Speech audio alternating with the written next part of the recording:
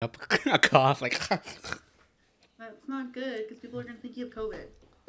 Of course, that's true. But Which is hey, also why I'm worried about you right now. So, rar. right? Nah, it's just I had a dry throat. I'm probably gonna take more water. Ooh, but hi guys, Spam Waits here. That soda kicked in quite well. Hey guys, Spam Waits here. Today's the last day of the year. I was gonna say something stupid, but I couldn't think of anything clickbaity in voice mode. Anyways, I'm joined with a special guest of the same guest from last week. Say hi, Dragyn. That was the worst introduction. I Hello, know. everybody. I am the mythical dragon, a friend of Spam, and I do these things with him now. You do. It's a, Yeah. in like many ways, not you do. Mm-hmm. But yeah, we're doing a special. Depends on your take on 2020. Yeah, Special, many forms of special. many forms of special. That's true. Um, I mean, I've also noticed that apparently a lot of people are streaming on the last day of 2020, at least in the America side, because at this time, Europe, most of Europe, if not all of Europe, is already 2021. Yep. Looking at the time and everything, it's like, oh wow. UK just hit midnight, so hey UK, welcome to 2021. I hope Happy New everything is Year. good in Let's all live good. 2021. But Happy New Year's to everyone who has already reached the 2021. We still got like a whole whopping 8 hours. Well, you have 7 hours, Dragon, because you're mountain. Mm-hmm. Mountain time. The Pacific people has to wait a whole whopping 1 extra hour. That's okay. So I would normally, as a tradition, by the way, guys, for like us to like for me to stay up until like 1 a.m. so I can wish like Spam Happy New Year. right. I can't do it this year, so I feel bad. Aww. Because you're working, I think. I work the first day of 2021. I work a whole whopping 8.5 hours on the first day of 2021. I wish you all the best for that. I mean, it's a wonder if actually people do shop on during New Year's Day. I mean, they do, but not like 7 a.m. when we open. They come in a lot later when, they're not drunk or hungover. Right. Ooh, I can get more optimum points on my work this.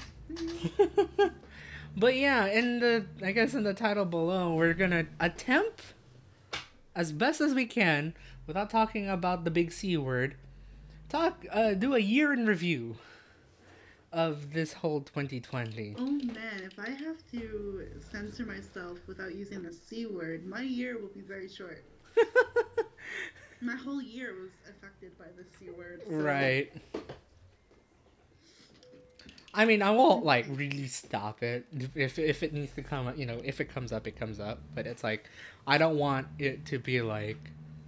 Well, I don't know. Thing. But like, it's hard to do a year in review without talking about it. Right. Because like, yeah. I mean, the thing that everyone is going through in the world. Literally, everyone's been impacted by it. It's really hard not to talk about it. Right. But That's at true. the same time, we don't have to use the proper word. Don't Unless have. you want Yeah. me to go search up the scientific names, then I will. No, I usually like to call it not by the C word, but by I've listened to like one YouTuber that I think I've just randomly like flipped through YouTube, and I called it the Ronies. And I've been now, well, I guess a lot of people also call it the Rona. So, but Ronies oddly sounds more better. Why? It just sounds like rabies. But that's like I mean, I guess unless if you have a pet or someone that had rabies. Ah, that got dark real quick. 2020. It just sounds better than saying that, or you could also make the joke about the drink. But anyways, I think that's what everyone did, at least in 2020. I still wonder how much did Corona made business because of words. But yeah, Anyway, we will be talking about it, but we will not say the actual physical word of it. That, yes, we'll always try. Because I'm pretty sure,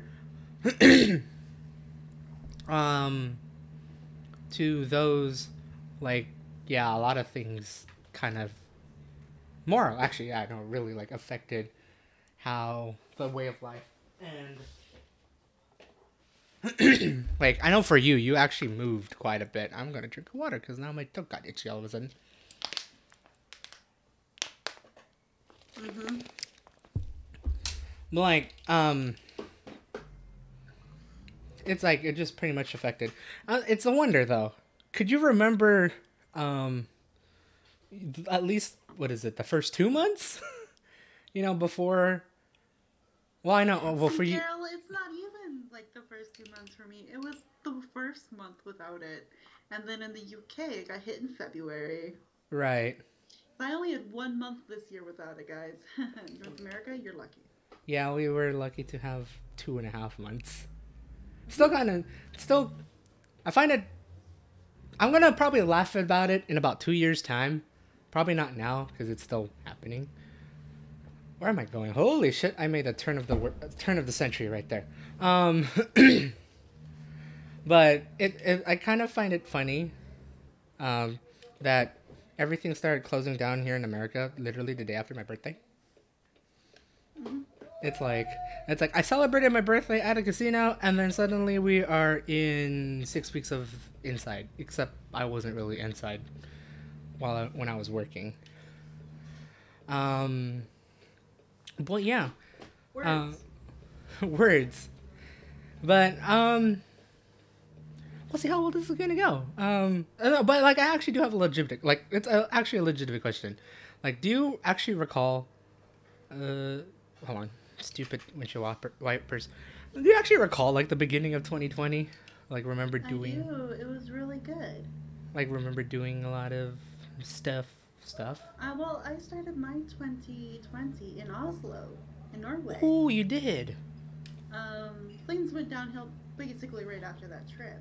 But I started it in Oslo, in Norway, and it was phenomenal. Reading and like actually learning about like Thor and Freya and like the Norse gods and mythology and like the culture and how they celebrated women for like a long period of time, not Right. just with the coming of age and like feminism, like they really celebrated women in their culture and mythology. Like I was so into Norway. I loved it. Nice. And I think, I don't remember. Were you there for also Christmas or just only New Year's? Just New Year's. Just New Year's. Christmas I was supposed to go to Venice, but it got flooded, and then I got everything refunded because it flooded. So I spent Christmas in the UK. Ah, right. And then you decided, I think it was your That like should have been a sign of 2020 being crap. when you got your Christmas plans Not canceled. only did Venice get canceled once, it got canceled twice for me because of things. So. Right. Aw. Poor Venice. I will see you one day before you sink in a ocean. Please. because of warming of the globe, or whichever else. Because the globe gets getting hot. Yep. Yeah, hot in here. Well, not now. At least on the north side, it's cold. but that's pretty cool. I honestly forgot it was Norway that you were at for New Year's. And then. Yeah, I started that. I felt like I still, because I remember talking to Spam about this before my break, because I had a really crappy like last day of teaching before the break. Haha, surprise! You're gonna have a crappy January to April. Right. Because of just my teaching load got completely changed and screwed over. So I was, before even that happened in like December, I was like, you know what, this has been a crappy teaching experience again this year. I can't go to Venice, it got flooded, so I need to go somewhere else. And we were looking around and like looking for like those cheap last minute flights, and I was like, hey, Oslo, why is Oslo cheap this year? Oslo seems like a cool place. I'm doing it. I think I do remember that, and then just like do it and book it, and then figure it out along the way in some ways. and I booked it that morning at work. Oh, that was fun. Because I had a lot of downtime before then, Mm-hmm. before the changes, where I was in the study room, and yeah, I didn't really. Yeah, it's like cool. Well, they're working on things. I need to do something to look like I'm busy or look like I'm a teacher. So I'll Right. just go on my computer and book holidays, and that's how I booked all of my Ta-da! holidays I, in I, 2020. it's bad. It's bad. It's like I want to say. It's like I wonder if other teachers do that. At least in the or in like Europe or the UK. It's just like Oh, absolutely. downtime, book a vacation because it's gonna be time off soon. I was sat in a lunch hour with a colleague, and she literally enrolled her kids into 2 clubs Oh my god. and paid for it, and then also was looking at vacation things. So, like, the kids aren't around, we do what we need to do. Just do it. Yeah. Basically, at that point, just do it. That's But funny. unfortunately for a lot of us teachers, like, we work way longer than the normal banking hours or like the normal operating hours for a lot of businesses. Oh, I see. So we will spend our lunch times like doing all the bookings and things Mm-hmm. that we need to do because when we get home, normally all those things are closed. So I we have see. to do like registration by like 5 p.m. and most of us are like, I haven't left I work don't got yet. any It's time to do 6 this p.m. shit. Yeah, most of us are like, I haven't left work yet. It's 6 p.m. Ouch. So Oh. we do a lot of things kind of like as soon as we can, we just get it Mm-hmm. done. Ah, gotcha. So Dang. yeah, I'm pretty sure it's pretty typical. But sorry, teachers, if you don't do that, then you are better than us, better than me. Right. I'm pretty sure there's probably more than one there has to be more than like a or at least a decent sized group that does that. Yeah. Um but yeah, so yeah, no, that's real and I can't wait to travel again. I just realized that's the first thing. I was like, what did you do at the beginning of the year? Travel, really, if you think about it. But that's Yeah. yeah. And then I spent those last like January, February, March working my butt off and getting extra cash and doing things so I can go on a big trip in April and move back home at the same At the time. same time. And And then yeah, cancel. pretty much. Which sucks. I think I remember, before the Ronies, I just remember working because honestly, at that point, for those who doesn't know, I guess I could like really tell it out, even though I kind of told it out before. I was IT manager for my local office for the census. A whole blurb of like first census with all technology and all that stuff. I think I've already talked that before from a past truck and talk, even during like last year when I started really working at the job. But I remember at that time we were still building up. I was still building up my department, finding all the people. I think I almost got everyone that I had, and then just pretty much start figuring out one, how to use the damn device, two, how to use the damn software, and three, get ready for the damn calls. Oh And yeah. it's like it was like I remember it kind of being hectic because I know it was like a pretty much a big hiring drive in 2020 because by the time we hit the beginning of 2020 we were still kind of low on our numbers like for availability in the workforce for our um, project basically the one big country project. um, so we're just like frantically hiring left, right, left, right, like until we can at least get a workforce. And then at that point, yeah, we got our devices. We started slowly getting our devices in at work. So we were trying to figure out like, all right, how do you use them? All right, how do you break them? Because it's actually smart to break your devices first, so you at least know how to troubleshoot a bunch of things.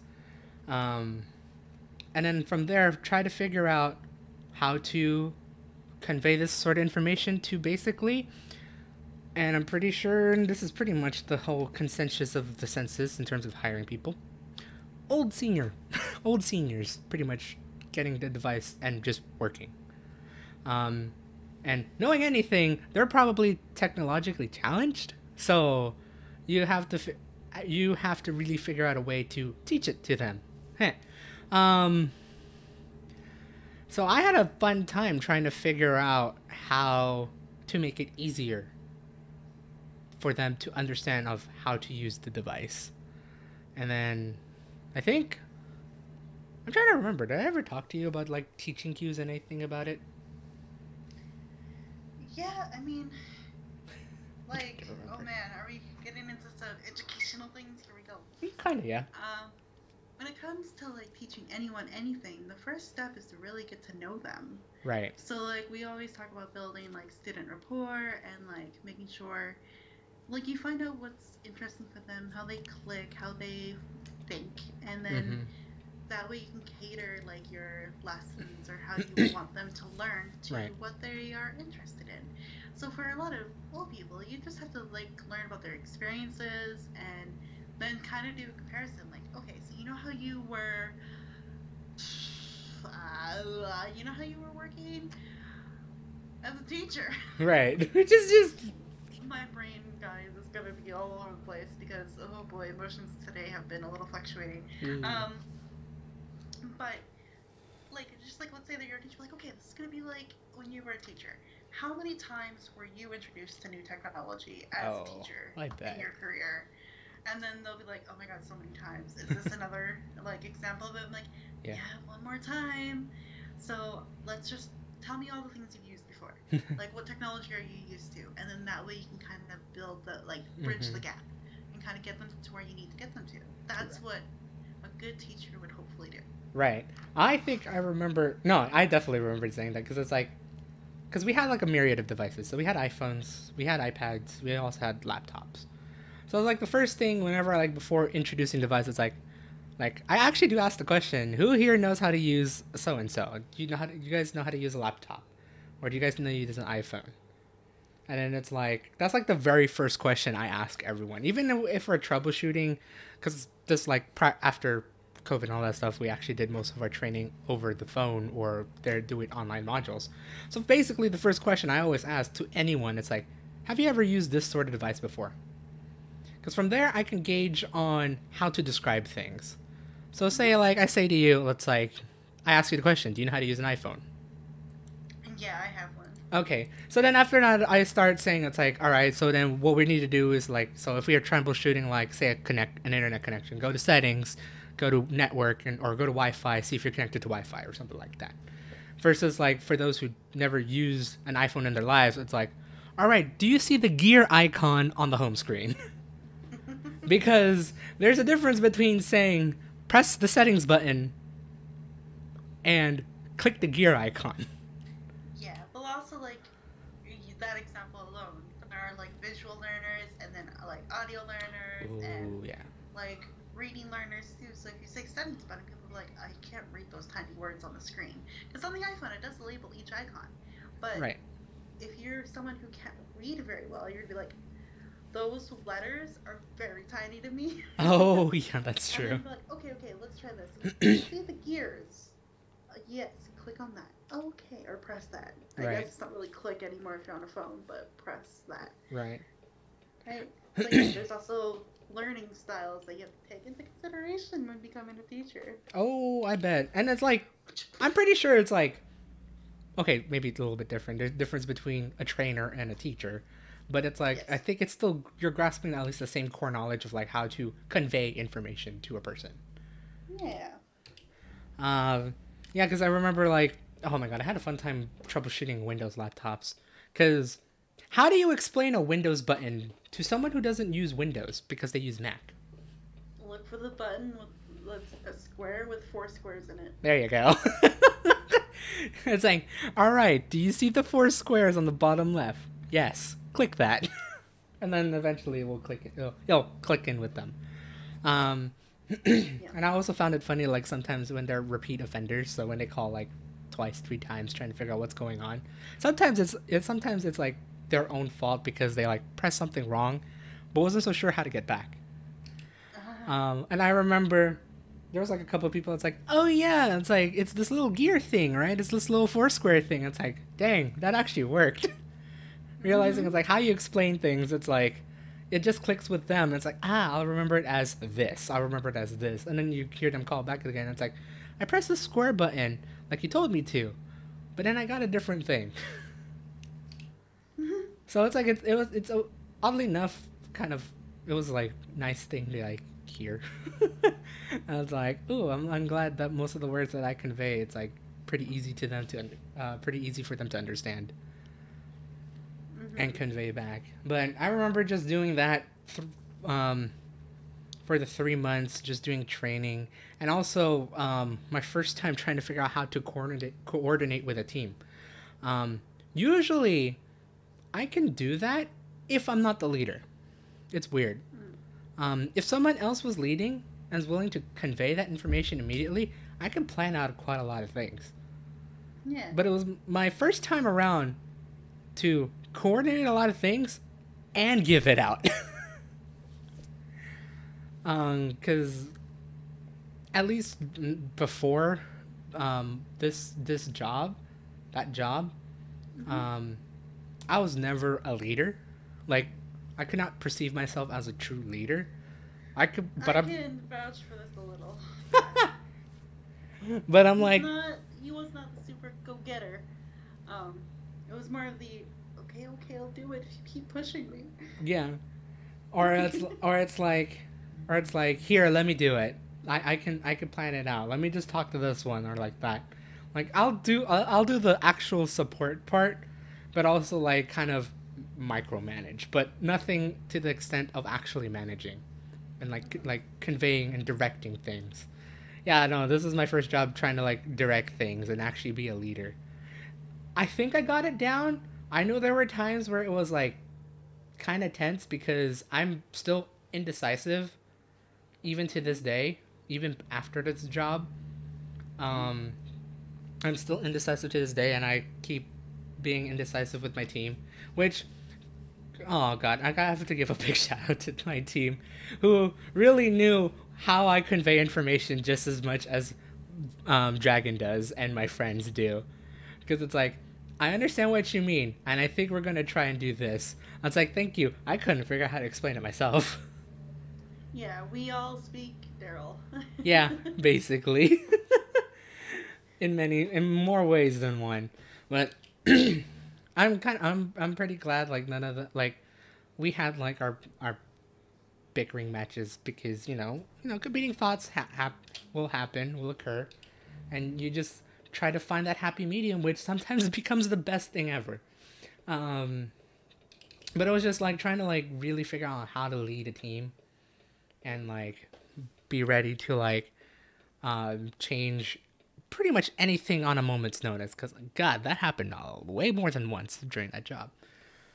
Um, but it was quite a thrill to experience that, especially for 3 months, and then after the whole Ronies, the first lockdown with the Ronies, um, we're just trying to deal with that. That was quite a moment, but I'd say it was a fun moment nonetheless. Yeah. Um, and then obviously March came around. March comes in like a lion, guys. I was refraining myself from saying that. Thank God you said it. By the way, that's a really great anime. You should really check it out. Yeah, actually. But no, actually, now that you mention it, yeah, no, it really came in like, well, actually, what's the definition of a lion this time?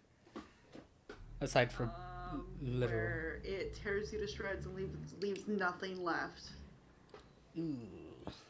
I mean, what? That wasn't my March. Carry on. No, I remember hearing about how so much stupid. Well, I think lying can be defined in many different ways for many different people for this year. For me, that was that. right, everything becoming pretty much last minute life changing. Yeah. In more ways than one. So one way before the co. Just leave it at that. Ronies. For the co-ronies. Coronies. Coronies. I like that a little better. I'm gonna use it. All right. Big thing happened kind of in February, March before the roadies, and then so right leading into March, I was like, what do I do? Right. And then it happened. I'm like, I guess I'm doing this because I have no other choice. So I will get into that when it comes to my portion of the stream. I guess I know her story of how everything went down when the Ronies hit basically everywhere. Obviously, it hit, as she said before, it hit her more at least a month before it hit the North America. But um, all I remember was just like working normal, working hard, really hard, sometimes overtime, and then suddenly it just stopped. I think it was like literally on St. Patrick's Day, they made the decision to stop all operations or put a big pause on all operations. And basically, in from Monday, we had full staff, if not overstaffed, in the office. Friday, we were down to 2 people. None of them were like laid off permanently. It was just all a temporary because uh, it was just like I guess an emergency order. No, it was an emergency order. I'm talking about. But we basically only had like 2, 3, 4 people in the office, which still constituted me, because we still Big boy, manager boy. really actually I couldn't really figure out an actual reason as to why I was there per se, except I guess being like a housekeeper basically. Even though we had a head manager, and we call it the area census office manager, which is basically the manager, um, who like manages the office. But they wanted to keep me in the office because, well, I guess technically, I know why. We didn't have enough laptops to bring it home so we can work at home, so I ended up just coming to the office every day, which I didn't mind. Um, no lie, I think those were like the best and worst 4 or 5 weeks we had with not a lot of people in it, because there wasn't a lot of people in the office, but there wasn't a lot much to do. I mean, basically the only things we did was module training, module training, and maybe about like YouTube, games, whatnot. It was equally boring and sedentary, because I'm just sitting down in my chair, meeting some sort of social distance guidelines before the social distance guideline really set in place in our workplace. Because my God, our office was built to have up to 50 people sitting. You know, like it's less than the 6 foot minimum. Yeah. But we had to hire about 60 people for whatever reason or another. Apparently, that was the guidelines that you need to overhire people. My God, I haven't done that voice in like a month. Uh-oh.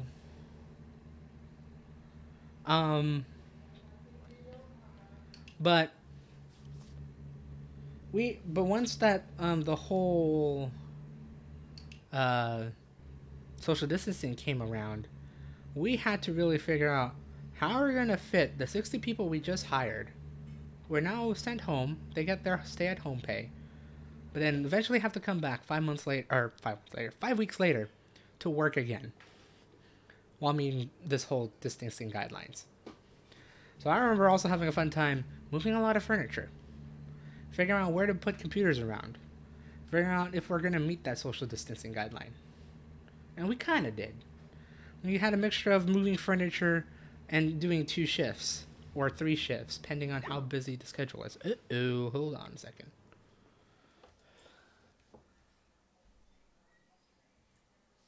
Uh-oh. I'm gonna do a little quick question mark. Probably turned off. Hopefully I'll remember to see a message. If you're seeing this stream right now... Oh. Okay. So I guess Dragyn's internet kind of dropped. I'm gonna just finish out this whole thingy. But yeah, we had a lot of things like move around. Remember trying to move even furniture, which they were heavy. And technically we were not supposed to move furniture, but this was an exception because Ronies and distancing. But trying to like conform that, trying to like, yeah, it was basically like 4 weeks of like training and listening to modules and being kind of bored to death. And then basically the next 3 weeks up leading up to Memorial Day in America to get everyone back, to meet the social distancing guidelines, and get back to normal. Which was in and of itself annoying, but I think we managed to do it well compared to other offices in that region. So it wasn't so bad. And then from there, I remembered the mixture of just training, finding new training sites. Oh my god, I remember that struggle. It was easy to find training sites because many of them were indoors. But then Ronies happened, and basically the orders happened where you can't be indoors, can't have a lot of people indoors, or you have to do training, or have to do everything outdoors. Everything was a last minute change, a last minute change, a last minute change. From like inside a fire department's depot to outside in a national park. Had to make all those last minute changes and be ready to keep switching it every time. So all I remember doing this job during the Ronies was constantly plan, replan, replan, replan, and just don't stay comfortable. But in some ways, that's like both a good and a bad thing because you have to. They say that you have to be as flexible as you can with this job. So, all right, I'm gonna get Dragyn back on right now. Oop. Hello. Hello. Hello. 2020 isn't done with me yet, ladies and gents. Stupid internet. My internet. Dumbo internet. Yeah, it's like, haha, the network that you're supposed to use is like, nope, but here's the other network that should work. And I'm like, oh boy, here we go. I'm hoping. Let's hope. I've basically, I guess, throughout when you were gone, I actually talked about how my job was basically have to be very, very flexible. Because once something is said, because like say an order from the state of California, or order from the federal government, or order from this, order that, you gotta be ready to conform to all those changes, especially at the last minute. And I was explaining where we had all these training sites indoors pre Ronies, and then from there we had an order that no indoor, no non-essential indoor activities could be done. Technically, our training is non-essential.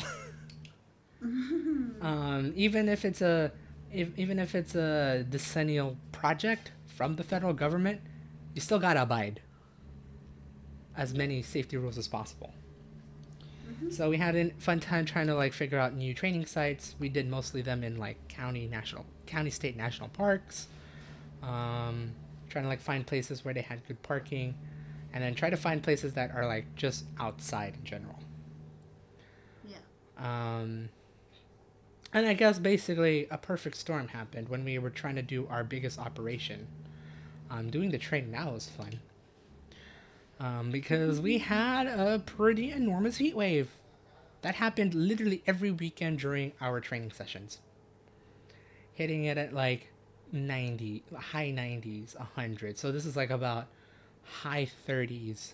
I don't think we ever hit 40 degrees Celsius. No, you would have to be hit like the hundreds for that. Yeah, I don't know. Actually, what is 40 degrees Celsius in Fahrenheit? 708. Oh no, yeah, we reached that one point in time. Because the only reason why I remember that was because I was in Vegas one year during August. Ooh. And it was basically 110 for 5 days in a row. So. Yeah. And that was about 41-ish, so. Yeah. Ooh, I see. Okay. Yeah, no, I remember. God, because we had to do training outdoors because Ronies, but I remember hitting. I wouldn't say it's the worst heat wave, but it was a pretty bad heat wave. Hitting at like 100 by like, so around 37 degrees Celsius by like noon. Damn. So basically, we had to do training for the first 4 hours of the day. So between like 8. Actually, even we did it as early as, no, we didn't do it as early as 7. So as early as like 8 o'clock in the morning, and then just try to go up to noon, and then cut off all the training from there, because last thing we want to do is be liable for a heat stroke. That's not fun. That's not fun at all. Unfortunately, in our office, someone did kind of suffer from one, but they were able to cool down and be okay. Like, heat stroke is very serious, but it's also like if you catch it early enough, it's also one of the easier things to kind of recover from. Right. It's like both sides of a coin when it comes to that kind of scary stuff. For me, I have it worse because I have skin allergy when it comes to the sun, so don't worry about it. Right. But yeah, no, that was just the perfect, like, and then didn't even stop from there. I remember just trying to deal with that, trying to like be sure that everything's ready, and also, especially for the IT department, we got to be extra safe with our devices. Sure, they were iPhones, but goddamn, they will heat up quite fast at 100-degree weather in the heat, just being outside. I remember just seeing like all those devices suffer through the heat. They were better than the laptops, no doubt about it. Thank God we didn't have the laptops during the summer, because otherwise, I don't think we would ever get anything finished. But those iPhones really took a beating during that time. And that was just very, I wouldn't say unbearable, because we never went past like 1 o'clock with our trainings. But it was pretty uncomfortable to do. Yeah. At that point, we just decided to like just bail from all the places we do the training like outside, unless if they're really from really far out, where we had places covered all the way to South Lake Tahoe, which is 3-4 hours away. So if there's needs to be training closer there, we'll do it as close as possible over there. We'll find a time. But most of the time we just did it in the parking lot of our office, because it was actually big enough and we can use the office for anyone to cool down. And then we did all our training, and then the next perfect storm hit. The time we tried to start our operations, the massive wildfires happened. And oh boy, that was fun. We didn't get hit by wildfires. But the smoke made it so terrible to do anything, that you just be having a lingering of smoke in the valley and just trying to figure out how long we could keep people outside before they have to go back in, just so they can actually breathe. So that was just like a fun time trying to figure it out, like, you know, a whirlwind of things. But hey, we managed to do it somehow. Some way, we just managed to do the whole project on time. Probably debatable, but I'll leave it to anyone who wants to dive into that one. There's probably news articles of some people debating of how the census was done. Nose right here. But we managed to do it with little kinks along the way, like a little few kinks that we had to fix along the way, but I don't think it was too bad per se. But I'm pretty sure everyone, including myself, after finishing the whole project, felt a whole big amount of burnout. Because last minute changes from A to B to C to F to G to I, L, M, Z, whatever, right? Just being ready to make another change, make another change, make another change. I'm pretty sure many of us felt the burnout from that. Hence why I took about a 1.5 month break. And by 2021, basically maybe starting even tomorrow, most likely Monday, I will start reactively look for jobs again. But throughout November and December, I really took very minimal effort to find a job, because I truly felt burnt out after working. It was fun and all. It was an experience. But man, that was taxing. So for those who are there, who may experience burnout, it's most likely going to be burnout. Just take it easy, take it through. Once it's done, take a break. As much as you should jump into the next available project, or whatever, or next available job, I would suggest taking a break. Um, What are the signs for burnout? Like, how can you tell that you are in burnout? for me, it was definitely motivation because I remember closer to the end of the project. Sure, it was great to get close to the end, but I knew I had a lot of other work to do. Just having the lack of motivation to do anything. Um, Most likely, the telling signs is also like you're tired every day. Mm-hmm. Um, you're tired every day. You have the urge to quit, but you know for the fact you can't because you know you want to finish it. There's a difference between actually just like fuck it, I'm quitting versus like we're almost there, we're almost done. We could just do it, but man, God, I don't want to do this anymore. Mm-hmm. And just being all like down, really, Yeah. because while you see the end of the tunnel, you don't know what to expect because oh, it's gonna be like they're gonna change it again. You feel like, well, okay, maybe this is just me. I feel always pessimistic, but always expecting the worst in a way. No, no, no, but like that's part of it. Like burnout, you're in this like cycle of like, okay, I have these are the things I have to do. These are the things I want to do, but I've done so much with my have tos that I can't do the want tos. And then you Yeah. kind of cycle and you build that resentment like, oh my goodness, work is keeping me so busy, I can't do the things I want. And Right. then you just go through it over and over again, like, and then until it's over, until it's gone, until you finally hit that tunnel, Mm-hmm. the end. And then when you hit that end, you're like, oh my god, I can breathe. But now everything hurts and it sucks. And I don't think I can do the want tos just yet. I still need to Right. just get away from all of the twos. You just you just want to like shift it all to the back or to the side, and just like I'll really do that later. I want to take a damn break, Yeah. or I want to escape, or I want to distract. Yeah. And like spend weeks catching up on like YouTube videos. Right. No. Or Yeah. like, you know, doing like small things to bring you out of it, but also like you know you're not being productive in other areas at the same time. Definitely. Definitely. Yeah. Like I definitely saw that. It's like you just want to distract yourself, even though you know you have something else to do there. It's like nah, nah. I'm gonna Hmm. do this. I'm gonna just do a lot of time wasting things. Yes, but yet the time wasting things you do still somehow bring you that little bit of joy at the True. same time. Like if you like watching what you're like binge watching, like Joe can attest to this. I've watched many seasons of Grey's Anatomy recently. Like I'm on season 10 and I've only started like 2 months ago, 2 or 3 months ago, binge watching that.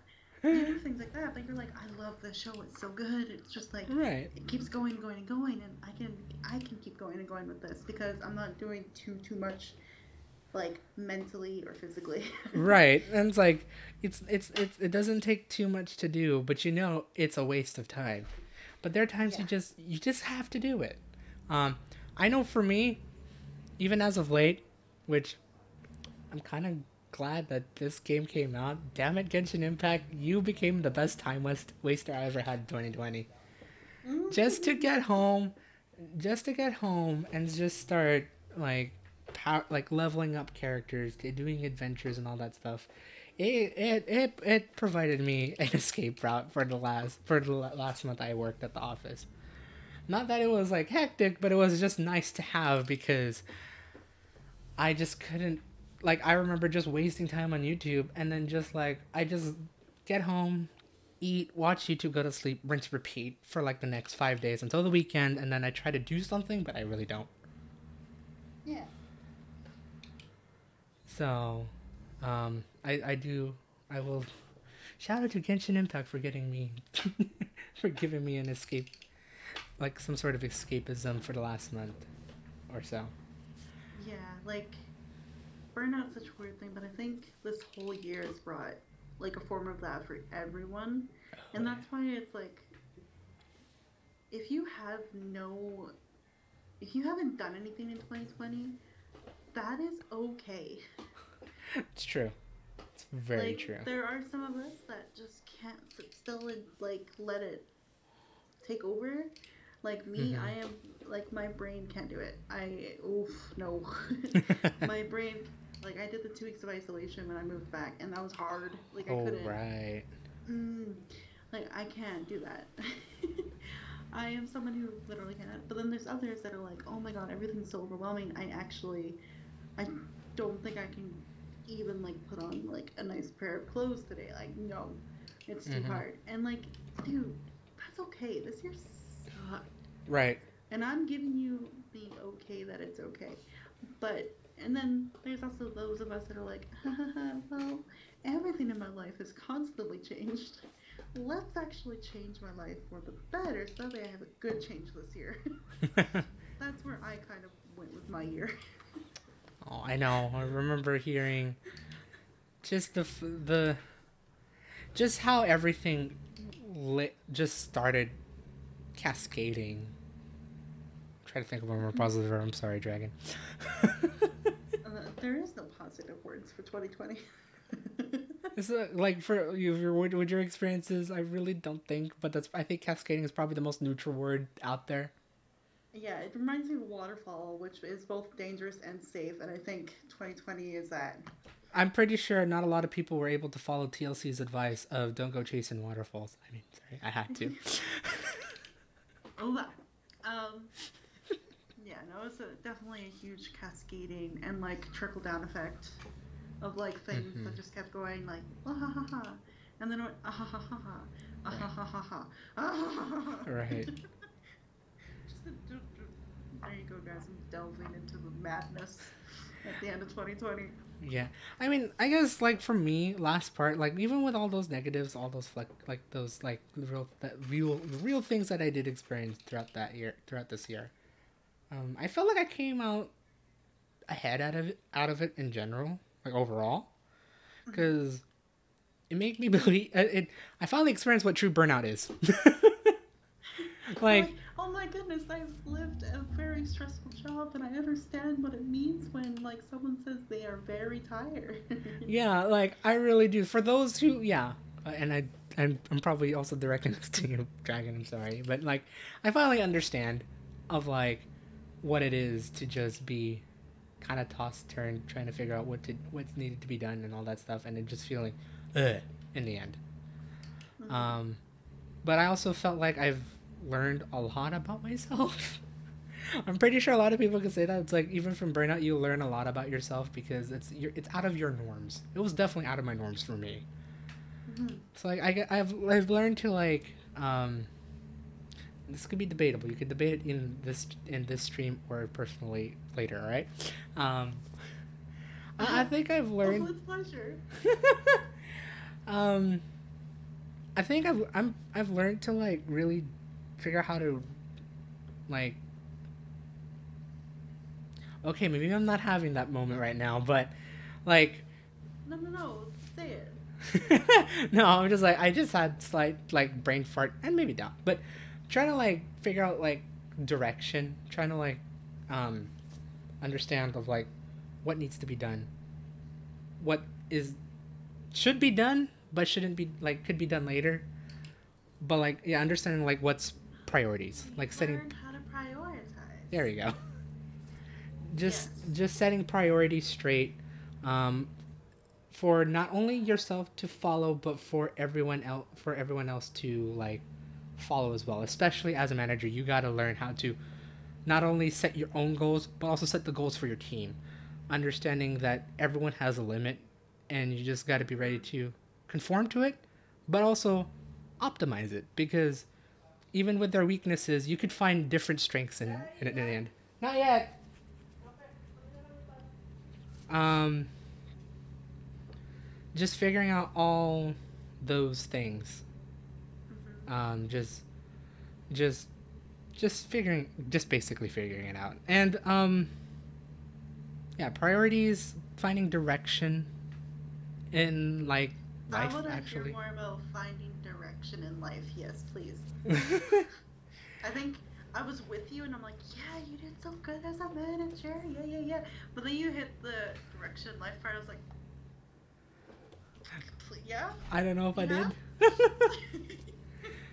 Uh, um, I have my reasons for the doubt in that statement, but I want to hear his that's. confidence in saying that he knows his directions. I want him to say it, and then in a private call, I'll be like, I guess in like terms of this might reminder, be also a good point for me to BRB as well. So, talk about confidence, Daryl, and directions in life. I'll be got it. back when I can. All right. I guess in terms of for me, hello car, come on. In terms for me trying like finding direction and like that, I remember before even getting this job that I had no idea what I wanted to do.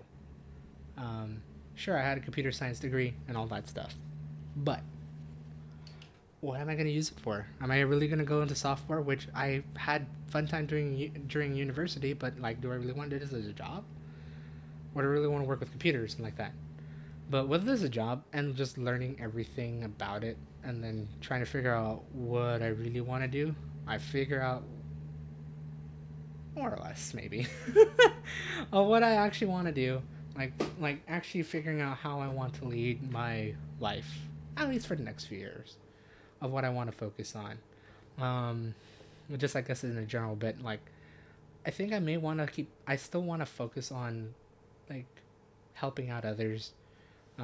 Oddly enough, through tech support, just helping out people how to do things and seeing all the positive outcomes from it. Because honestly, the time I worked as an IT manager, just troubleshooting and directing things, it was fun, and I kind of want to keep doing that. I want to keep doing that.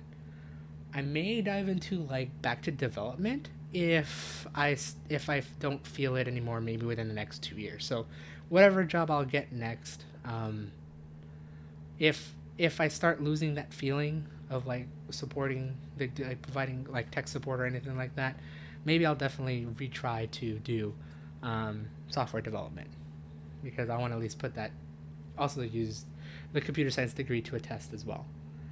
But um, before, I'm pretty sure I was just like, I don't know, I don't care, I just want to do anything. Now it's like, I know what I want to do. I want to see if I can do it. If not, then I definitely need to figure out what I need to do to achieve it. So in that sort of sense is like my kind of direction. I guess in a more personal standpoint, not in a general standpoint, um, that I've found my sort of direction. Um, and I think if you told me this before I had this job and before like the 20, like I guess all of 2020, like what do you want to do? I know for the fact before I would be like, I really don't know what I want to do. I just want to get any kind of job or anything. Now it's like, I already took my break, and now I want to actively find a job. And if not, I even like try to say maybe if I don't find a job within the next 2-3 months, maybe I'll do training, um, schooling. Okay, maybe it's not the most concrete things, but it's something that it's not like I don't know. I don't know what I want to do. I feel kind of lost. Also, hi, Dragyn. Hi, I'm back. You are back. I have food so I can keep listening and have thoughts.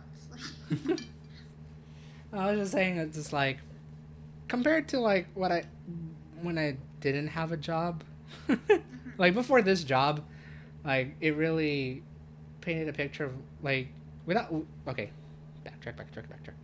Um, without this job, I wouldn't figure out what I was planning to do in terms of my life or like career wise. Um, like I said, like if you ask me now before even or if I never got this job of what I wanted to do, I wouldn't know at all. I had no sense of direction. I would be like basically throwing a dart at a at a at a dartboard and be like, okay, maybe that's it. Oh, I missed. Okay, maybe next time or something like that. Now I have a like at least have a grasp of what I want to do in the next couple of years. Mm. Like, I'm still at this time waiting for to see if I get interview for the job for one of the like the testings I took for the county for a systems analyst position. I don't know if I ever talked about, but here you go.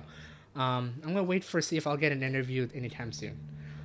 If I say I don't get an interview or find any jobs in like the next 2 months, maybe I'll go into like training to further hone my skills, maybe in tech support, maybe in development, who knows. I want to still at least actively look to see if I can be at least qualified. If I know I'm not, maybe I'll focus my training on that. Like say, if I'm not qualified for tech support, I'll do training for tech support. If I wanted to really dive into software development, if I don't get accepted to the software development positions, then I'll focus on that. Yeah, if you asked me before of what I wanted to do, when I didn't have this job, I would still be like, I don't know. Mm-hmm. But I think now, after doing this, it's like, I think I pretty much have direction, at least for my life. Yeah, I agree. I agree. It takes a big bite of Chinese food. Ooh, what kind of Chinese food? Do you know? Do you mind I don't know what I have good timing, I promise.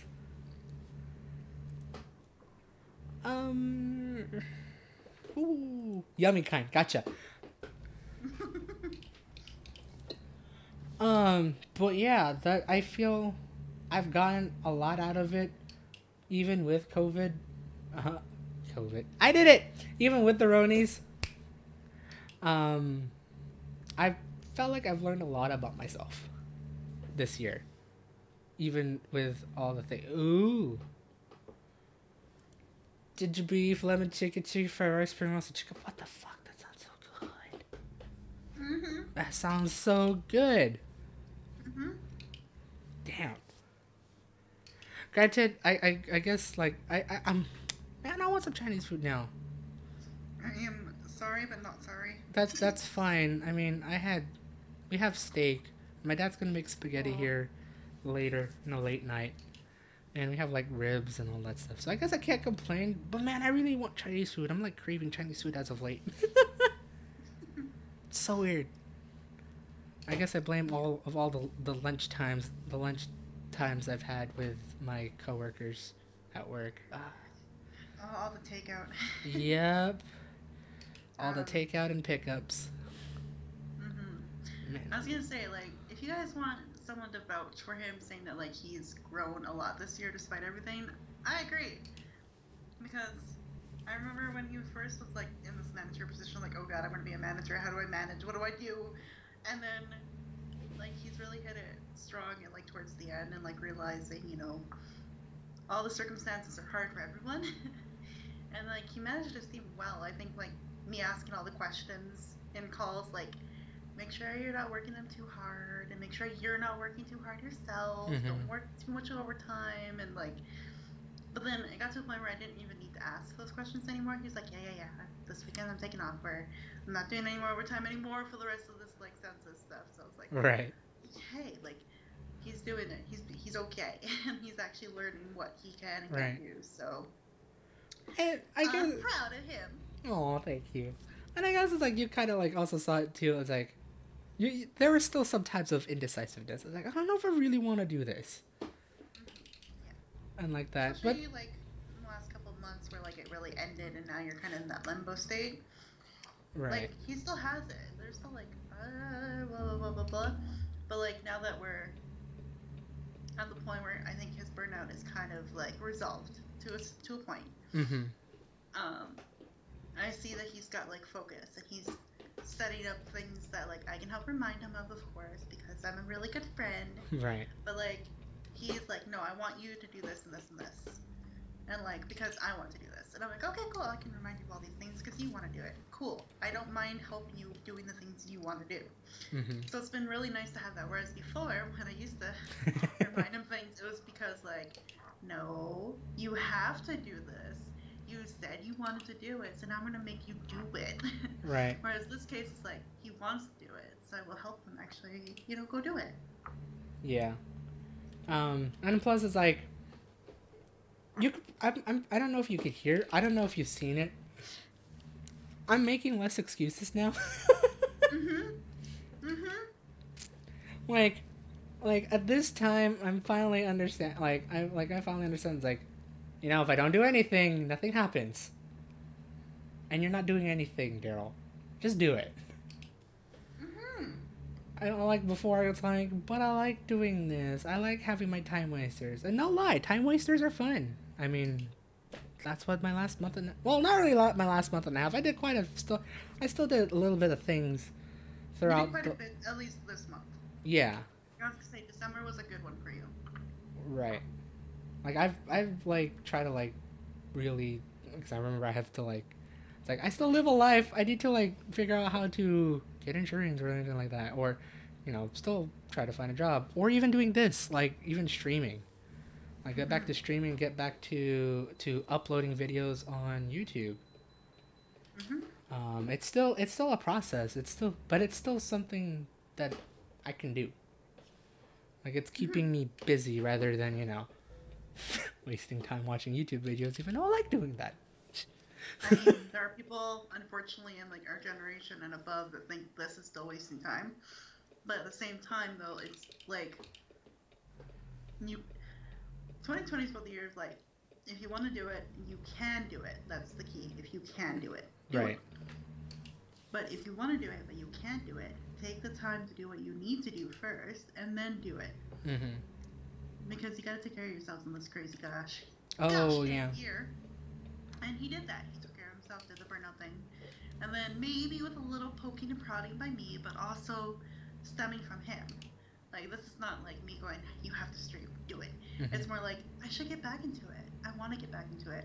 I'm going to get back into it. Like that's the thought process it's been for like since he's been out of his job. Mm-hmm. And for me, I'm like, cool. What do you want from me? Like, how can I help? Instead of me like sometimes steering it and taking control, Mm-hmm. it's more like, oh my god, he's doing it. So like now, what do you want from me? What can I do to help? Instead of me going, no, you're not gonna sit down and do that. No, you're not gonna have 6 months wasted. Right. And we're gonna do this. But no, this is coming from him, and that's why for me, I'm like, I get chills because I'm like, he's doing so good. It's like I remember before like the whole thing. It's just I always have to ask her, can you remind me doing this like almost every day or something like that. It's like or anything like that.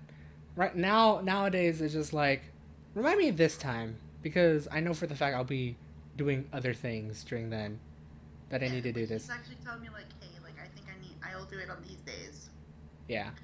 And like just remind me on these days because I know I'm busy on the other days. I'm like, yeah, sweet, I can do that. Yeah. Instead of me going, I'm gonna remind you every 3 days because screw you. It's more like, cool. He knows his availability and he knows what he can handle and manage. And now I just gotta follow it, which is really nice for me. Less braining from my part. Just like, oh cool, read a sticky note and text them. Cool. And honestly, I ask for her assistance in that because there are just times I just forget. And it's like even if I write it down, no lie, even if I try to write it down myself, for one reason or another, that note will be like left there for a couple days, and then I look at the note again, and it's like, ah, shit, I gotta do that. So at least with like a poke reminder from a friend, I could be like, ah, gotcha, I remember now. All right, I'll do it. Just having a little tap, just for like even for like 5 minutes, of being reminded that I just need to do this. All right, cool. Thanks for reminding me. And I'm also a good friend. I'm not always just like texting like, hey, do these things. Good job. Good luck. I always check in too, like, and how's it going? Oh yeah, definitely. I'm not that mean, everybody. I just want to make sure that's clear. I'm not mean. I text the reminder and I go, hey, how are you? Oh yeah, and then we like have a little small chit chat after that, Mm-hmm. which is nice. But I'd say this year, even with the Ronies, I guess it provided some sort of catalyst or curveball, however you want to see it, really. I definitely learned a lot about myself. Yep.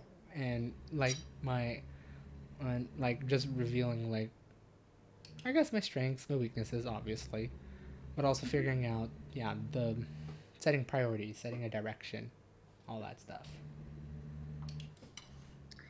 Yep. You done good. Oh yeah. Mm-hmm.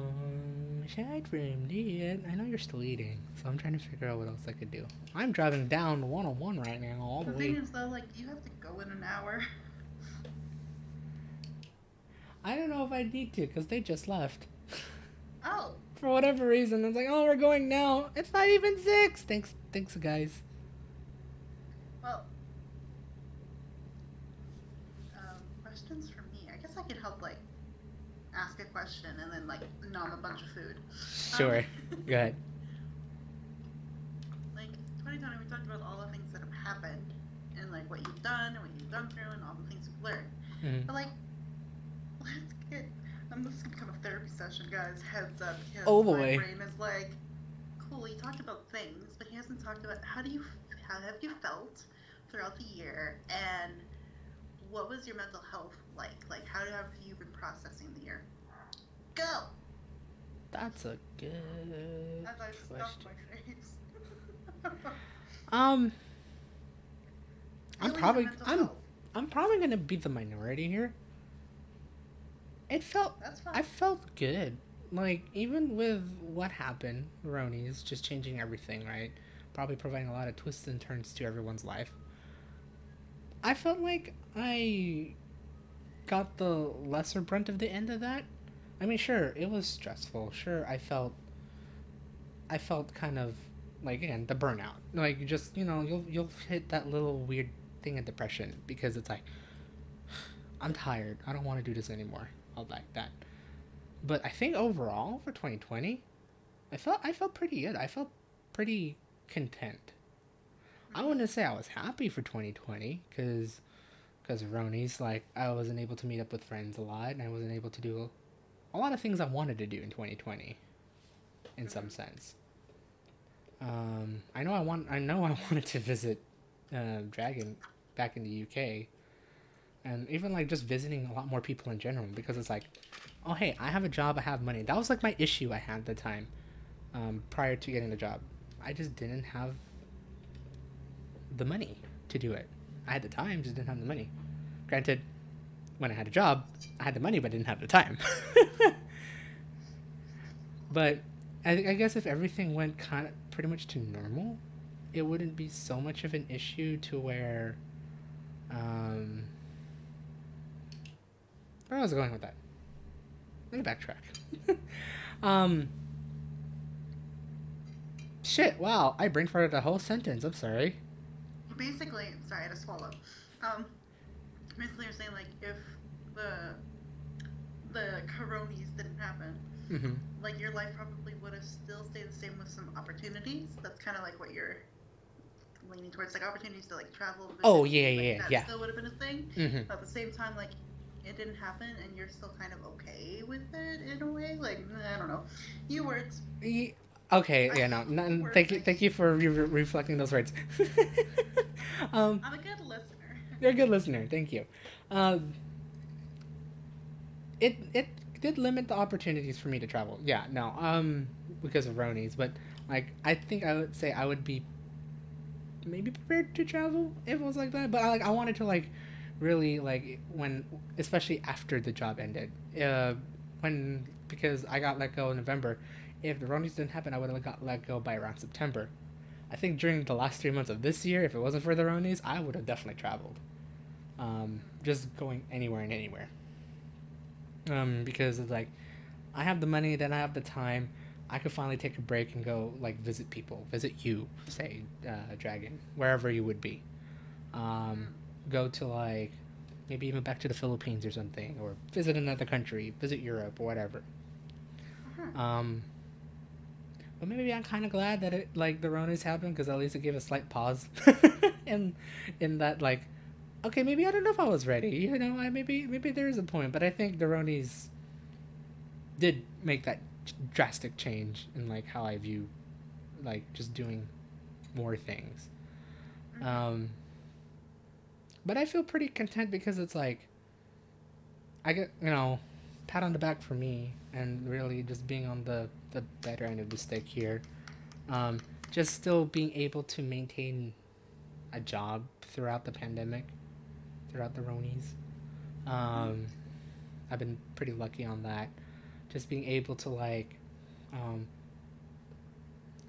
I'm gonna be weird here, like, because I wasn't gambling because of the Ronies. I became very materialistic and very consumerist because I'm kind of glad with like the hard work I did, I was able to like get a lot of things that I kind of want or actually really wanted. I am driving on the shoulder. Hello. Um, Yep. I don't know why I was driving on the shoulder, but I was. Well, I'm glad like I was able to upgrade my computer. I was able to get the steering wheel. Honestly, like just like those little materialistic things that are like, I guess kind of like proof of like what I did paid off. And it's like it's not only paying off for the thrill, but it's also feel like I'm paying it off because I'm doing this. Like if it wasn't for when I was like for me working, I wouldn't have gotten a new computer. I wouldn't have gotten these new things to like mess around with. Um Maybe I wouldn't see my interest too much in like getting technology and sort. Like it felt I mean, I'm pretty sure people will see this. It felt good getting money. It felt good earning money. Yeah. But I finally see it like at least in a longer term sense because it was a year rather than when I was working at the registrar of voters for the midterm election. That was only like a month or two. So, um, so I feel happy in that sense, but I don't I feel kind of sad that I wasn't able to like meet up with friends or do new experiences because of Ronies. Like like like social experiences, I guess. Not like that is like not work related. There we go. Some words like that. If you want a fancy word for it, he didn't get to experience any of these socio-cultural experiences he wanted. There we go. I like that. Because it's social and Cultural. socio-cultural. Yeah. I like that. I'm an educator. What up? Yeah. So, overall, I'm content of how 2020 went out for me personally. It was not great. For well, like it was okay. It could have been better. If it wasn't for Do you Ronnie's. think this year has any like repercussions or anything on your future because of like all the changes and like the new normal? Ooh. So like consequences could be either like positive or negative, like or whatever. Mm-hmm. You know, like with the new normal, basically wearing masks wherever you go and these kinds of things. Okay. Like, do you think it has impacted you negatively or positively or neutral? In terms of if so, there's like a couple things, right? In terms of like being safe with health and whatnot, right? Like Mm-hmm. wearing a mask, putting sanitizer, keeping everything clean. I like it. It's amazing. Mm-hmm. I feel like we're living in a slightly cleaner world now. In terms of like hygiene, not in terms of like other things, but um, Agree to disagree. um, but in terms of like just limiting like the limiting factors, depending on where you live. Obviously, some people were like had a lockdown or not able to go out. Others are just kind of living a normal just with a mask, right? And Mm-hmm. that weird medium that America is experiencing, or whatever, Mm-hmm. right? It's it I feel that like because of this whole political quote unquote I guess side of the Ronies, it basically inhibited like just any sort of social interaction. Like no lie, I do kind of miss just talking to a person by person. Because Mm-hmm. I'm pretty sure a lot of people are already feeling some sort of. It's weird to say. It's like I'm pretty sure there's a couple of people that are feeling burnout of just meeting people on the phone. Oops, on the phone, or over on Skype or Zoom. Uh-huh. I just realized that I almost missed my turn. Sorry. I looked at the map. I No was like, worries. "Where the fuck?" I was like, "Where am I going?" Oh shoot, that's my turn. Um, but no, I feel like because of like this whole social political sort of BS. keep it at that, right? Yep. That it has inhibited everyone to just really meet up without issue. I miss meeting up with friends that where I could just like after work, I go with my friends to their workplace, and then after that we go get dinner and then hang out. Like you, for here in America, you can't do that anymore, or at least for a long while. You know, debatable, but and also knock on wood for reasons. Um, but it's been such a limiting driving factor that I'm kind of irked. Like it's the sort of social interaction that I'm pretty sure people like. Maybe I'm realizing I'm not so much of an introvert after all. Hey. Where you just need that physical interaction, and I'm pretty sure you can only do so much with the people that are in your house.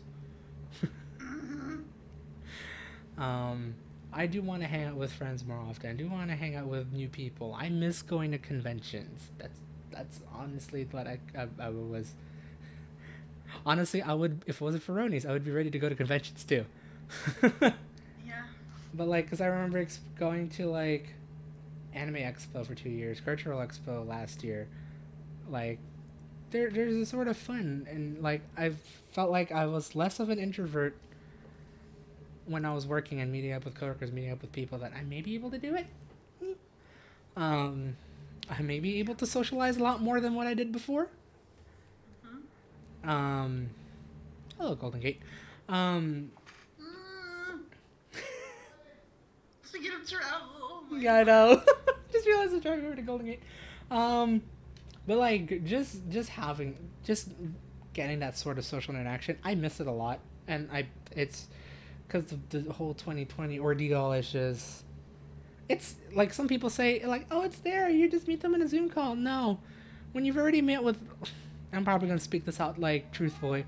I'm pretty sure when you meet up with them over online over and over and over again, you better damn well you want to meet them once in real life. Yeah. You may not want to visit with them frequently, but you want to at least give them a visit. Say hi. Talk. Do things. Give someone a hug. That too. Oh my god. That's going to be a norm that's not going to be used to now. Physical. Like, the hugging, it just makes me so sad. Like, that's not going to be a thing, even probably throughout most of 2021. Like, you just cannot risk a social interaction, because who knows where it would be. Yeah. So it's just like those things. I mean, we'll get there, sure. With the vaccines and like whatnot happening, we'll get there. But I kind of want it now. I'm gonna be that kind of person of I want it now. Yep. I think that's the problem with like starting to get like that little bit of good news at the end of 2020. It's like cool, it's gonna happen now, right? But at the same time, it's not a reality of it happening right now. Right. I guess. Nice crash. Went home into a truck. I didn't know the truck was going that slow. I think that's the problem with like how bad media has been during all this too. It's like gives us so much bad over and over and over again. But like suddenly we get the good, and all of a sudden we just want it like now because we had to go under a lockdown immediately. How come we can't get this immediately? Like we're all in that kind of. I want vaccine and I want it now. Right. Kind of mood because you put us in a lockdown like within 24 hours. How come you can't give us a vaccine? Right. Right. Like we're having that kind of like we want that like trade-off, right? But it's governments have to pay money and then they have to like send it and then they have to preserve it and then they have to quarantine the stuff to prevent you from being in quarantine. And then it's time. Yeah. We still have time. And I'm pretty sure a lot of people are already on their short fuses with time because also I'm also gonna say social media was a damn thing in 2020. It was probably the most vocal year in more ways than one. And I'll leave it at that. Wow, asshole! What a car! I T-boned you. What an asshole! You know, the more 4% you get, it's bad, right? I think you're at like 20% damage at this point. I swear. Like 10 minutes. I swear, that was so dumb. San Francisco drivers, yeah, you're. I'm kidding. I realize I'm in San Francisco. Their drivers are shit. Calling out SF. Yeah, social media was crap. You know, it was like the worst shit show I've ever seen. I mean, there was a lot of good things came out. Some good things came out of it, but yeah, no, it just wasn't pretty. To summarize that whole thing, I had messaged a friend a little while ago, and I said having an opinion in 2020 is a dangerous thing. Oh yeah. And that's pretty much what social media was. If you had an opinion and you put it out there, that was either wildfire or the right thing you needed to do at that time. There was no in between. You either... Unless you're me, where you put something out there and then no one reacts to it. That's fine. It's oh like... Oh my god, I didn't put that in... I keep forgetting like the tiniest of little things to add in my year in review that I've been posting. Right. And I'm just like, yeah, how did I forget that? Which, yeah. Yeah. You know that a lot has happened in 2020 when you're like, oh no, I forgot another shitty thing that happened.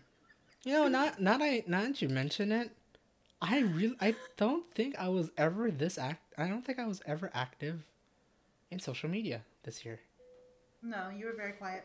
I was very quiet. Like, you basically stuck to like retweeting the things that were really dumb. I will make that very clear. Dumb. I tried to throw. I tried to throw the stupid positivity out there. Yeah, and then he also like did a lot of retweeting from his friends that I've noticed. So like that was his basic social media presence. Yeah, because I was not ready to like speak out an opinion or anything like that. Because, you know, that one person that's gonna see it there, and I'm already in like shit deep. Wow, knee deep in shit. Not really knee deep in shit. Knee deep in stress. That I don't need to see that. I don't need to hear that right now. So I just all kept it to myself and just started sharing stupid shit. Yep. That was my mentality for all social media this year. I'm just like, I'll keep my mouth shut. I'll share some stupid shit. But anything about politics, socioeconomics, or anything like that, nah, you're not gonna get that from me this year. And then there's me who will make like my statement on it clear. My voice, oh no. Make my statement very clear on it, and it's always my statement and my opinion on everything that's happened this year. It's been so wishy-washy. Like, I'm right down the middle for most of it. I apologize and don't apologize. Haha, wishy-washy. But then, like, what I would do is I'll make that statement clear, and then I'd be very afraid of the reaction if I ever got one. And then I would just go and retweet all of the cute animals that I can see on Twitter, because that's one good thing that happened this year is I followed more dog and cat accounts on Twitter. Because you need it. We all need it. Right. So, just had that was me. I was like, haha, this is my statement because everybody's making a statement, so I will make a statement. And then, like, bury it underneath all of the cute animals. So no one really gets to see it, but hey, I made a statement. Yeah, it's there, haha. It's like no one can say I didn't say anything. Stop speeding. I try to like feather the pedal. I guess I feathered the pedal too featherly. Too featherly? Like car went through an X. It's wrong. Anyway, but yeah, that was social media, and the influence of social media this year was crazy. I'm kind of hoping I'll get back to it and pretend like nothing happened in 2020. I just want to do that.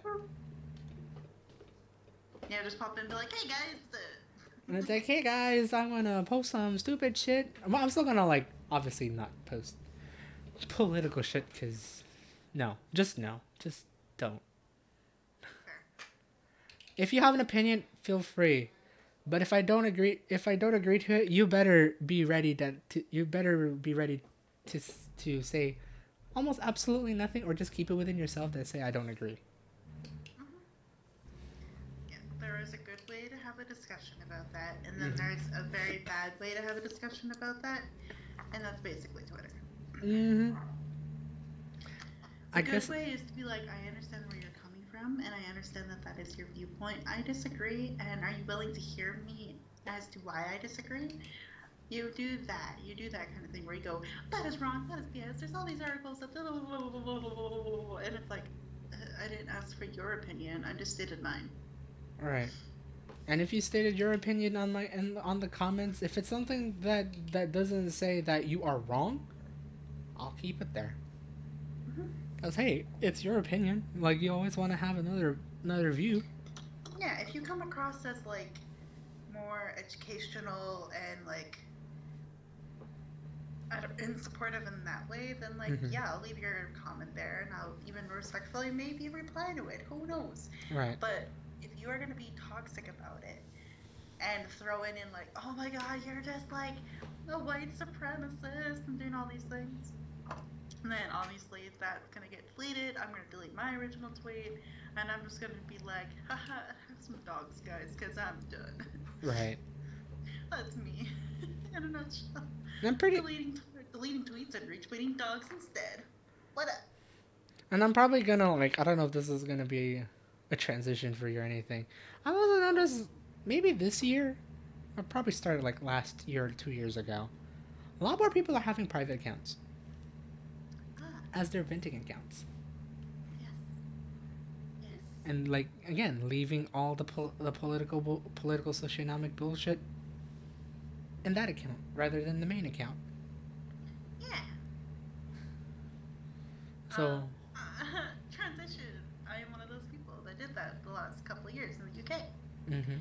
Well, it stemmed out of a really unfortunate experience that I talked about before, where I had to delete like all of my channels and rename things and blah blah blah, and then I created that personal private Twitter so I can like lock it and private it, so that way no one could like see it unless they were following me and that kind of thing. So that's how I got started. And then this year though, I realized, you know what, I'm blending all of this together in my main account. I'm not really using my private one. This isn't good. And then I made the smart choice in social media to just be like, you know what, make that private account public. Make that my private-ish Twitter, where I can like retweet all the silly things that I like, and all my interests, and talk about my interests, and my feelings, and my progress, and my growth, and my weight loss journey, and all that kind of stuff. I'll do that all on that Twitter. And then on my main one, which has been the one that I use to promote streams and YouTube and fundraising and charity and all these things that I like am really caring about and want to grow as, that was on that Twitter. So I basically professionalized that Twitter and then opened up mine in a public format in a way that I could just speak my mind. Right. And it's been really good for me. Were you, I guess it's going to be literally what you're going to follow up with. It's like, it really helped you, allowed you to like vent, really. Just post all your emotions in there. Yes, but even then, like, it was really good to realize that, oh my god, I do vent a lot on Twitter. Whoops. Like, kind of throughout the earliest months of the year, and like how kind of reactive I've been. But then, as like I really focused on the separation and like doing that thing, I actually just started to quiet down. Oh. Because, unless he wants to disagree with me. No. But I really quieted down because I feel like there's so much happening in the world. We are all going through basically similar situations and things right now. Why throw in another negative thought out there? Why throw out another negative experience out there when all we need is a cute puppy and a corgi butt? True. Definitely. So then I basically have shifted that. Like, I've been like, you know what? I will vent in other ways. I will go to Daryl once a week Poor guy. Or I will, like, I go to therapy now, and then that's like a really safe space, of course, because you're in therapy. And then, or I will go, or I'll just like, you know, practice the art of letting go. you know, um, yeah, God. that's where my shift has kind of come through, and it's all because of how I changed my social media and how I use it and how I come across on social media. Mm. It's crazy. Before, I didn't give a crap. I'm like, I had a crappy day and everyone's gonna know about it. But now I'm like, no, I'm gonna save that for like my Discord, or I'll save it for the end of the week calls with this derp, or I'll save it for my therapist if it's like a big thing, which there's been a few of those this year. So I've been like learning to kind of like, all right, you know what? Is it worth putting that negative experience out there right now? Yeah, no. And then I'll just like delete what I was tweeting, or like how you Right. start a tweet, and then like I have drafts, and then I'll delete those drafts after a while. Like no one needs that. That's fine. And then you And just that's end up. been very healthy for me, oddly enough. Oh, that's pretty good. Because I'm realizing that hey, if I don't want to put this out there to public, then I don't need to care about it. It's like that kind of weird like win-win situation where I'm realizing, people don't need to read this. They don't need to care about this. Right. It's not a really huge thing. It just was a crappy thing. And then it made me realize, if I feel that way, then that means I can also let it go. It's an interesting way to really like say it. It's like it basically, like I want to say like this year you really. Oh god, it sounds negative in my head, but it's like you managed to figure out how to like filter yourself. I think filter it away, but also maybe show my truer self in a way at the True. same time on Mm-hmm. social media. Like when I tweet now, I want to tweet about progress and like, good things and like, what is going on, what's happening. Right. Versus like, I had a crappy day, I'm going to talk about work for an hour on Twitter. No, no, no, no, no. Because Ah. like, Okay. that is like 1 hour of your life that you're cranky. Versus like, putting something out there that's like, this is who I am, this is what I'm into right now, and I hope you guys can vibe with it. Right. Because that's showing you. It's not showing you in a moment, I guess. If that Like makes sense. no. Yeah, it's like it doesn't like. Sure, like there'll be times it may show our true colors, right? It's like, and it shows you are human, and like there's like you get emotions, but I guess there's also a time and a place for that. Professor Oak knew what he was talking about. If you guys don't know that reference, in all the Pokemon games, like the original ones, OP ones, if you try to ride your bike in a building, it always came up with a message like, Professor Oak, you hear Professor Oaks in your ear saying, there's a time and place for everything. That should be a life motto. That should be a motto for everyone Or this year. that should be Twitter's social media motto. Oh my god, yes. Also, There's a sorry. I was gonna actually comment on like, hi dad. Oh, I was like, meanwhile, don't mind me. I'm trying to reverse this damn truck for like the past 2 minutes. That's fine. I'm talking about social media and like how I've become a better person through my social media presence and awareness. And I think that's what a lot of people need. I'm hoping this year. Come on, everyone. Look what the fuck you're posting on on Facebook or Twitter or wherever. Mm-hmm. Do you want to be seen like that in the man. rest of your life? See, that's the funny thing though. Like on Facebook, I did that forever ago because I have so many Facebook memories of like years and years ago where I would just be like tweeting, or not tweeting, posting daily a status of something, or like throughout the one day posting like 5 times on Facebook that what I was doing, and then I realized no one cares. Unless it's like a really big thing happening, no one cares. Right. And then you just drop it, and like Facebook, I've become pretty like dead silent on, unless I share something that's really important. And share memes because I like laughing, and people like me like want to laugh. Memes But are now nice. that I'm like, yes, and now on Twitter, I'm like, wait a minute, if I'm doing that on Facebook, I can do that on Twitter too. Duh. Yeah. Um. Yeah. I keep earning cans. Yay. I get a bonus can. Hell yeah. What should I make you do? It's been a while. I'll make you stretch. Stretch. Okay, hold on. Let me pop this trap. Whee! Oh, I did not do that right. No. No, I want to get it back. Oh my god, I do need to stretch. I'm feeling my butt. Yeah, no. Mm-hmm. My butt muscles need releasing. I was thinking, like, if you're hunched over as well, you might want to, like, straighten up a bit and, like, Oh, just yeah. move your shoulders. Guys, stretch break. Learn how to stretch Dragyn. 1, 2. Anyway. Oh my god. Okay. I need to stand up. Do it. I need to stand up. Oh, my butt hurts. Yay. Oh, okay. Thanks for redeeming that stretch. No worries. That's why I'm a good moderator. You be good moderators. Yeah. I guess like one small thing I do want to say about just like you like posting your feelings, Okay. I guess. Yeah. At least for this year. I know you said you visit a therapist now, right? And Yeah. I guess obviously there is a difference between posting it on Twitter for anyone to see versus saying it to your therapist who's licensed, right? I'm assuming they are. Yeah. Is it is it a like a I don't know if I want to like it's all up to you if you want if you want me to if you want to dive into this here or privately. But when you like talk to your like a therapist or someone, you know, licensed, like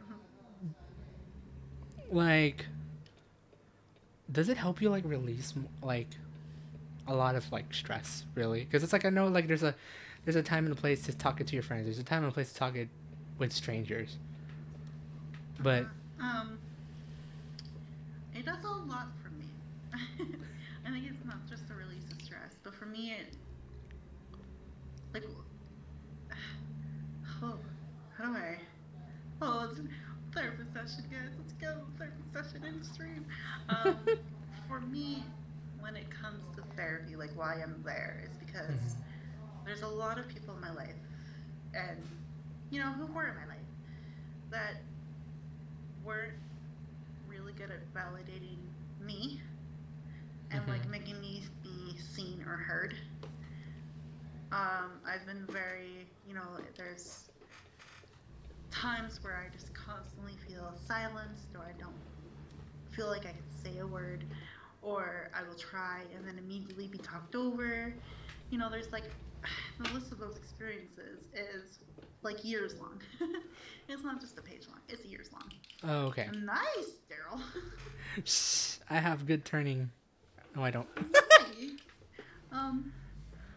Right, so like that's why I go to her because like with this particular therapist, she makes me feel seen and heard. She will repeat like, wow, that sounds like you must feel really angry or like really sad or maybe you sound like you're stressed and worried.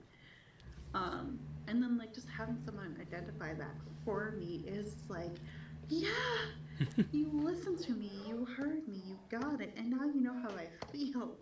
Like it's sad to say that, but like what I an experience like that rarely happens for me. So to finally like have someone that can do that for me is like, okay, I can breathe, I can like speak freely, and they know and they get it. Right. It's a really like kind of like almost a freeing kind of experience. And what's really good with her is like she's got goals for me for 2021, which hopefully homework all the time. Ooh. Dang. Where like she wants me to meet friends who will also do that for me, so she's not the only person in my life that's doing it for me. She wants me to have like the friends that I can like, you know, feel like I can freely call up at any time, like, hey, you have a couple minutes? I need someone right now. She wants me to find more people like that and will actually hear me out instead of me doing that. Like, hey, anyone want to come hang out? And then be left Empty-handed. stranded. Ah. You know. So that's yeah. Because Mm. this year was hard with that. Because like I did say goodbye to a lot of people Mm-hmm. this year, like a particular like D&D group, because I recognized quite vividly and very hard that I was not getting any of those. I wasn't getting that from any of those friendships Mm-hmm. in that group. And I was like, I'm done with this. I can't sit here and deal with it anymore. But then that left me feeling like I have a very small circle now. And Oh. even when I moved back to Canada, I realized, I don't have any local friends. Everyone's been online. Hmm. And it's not okay. So,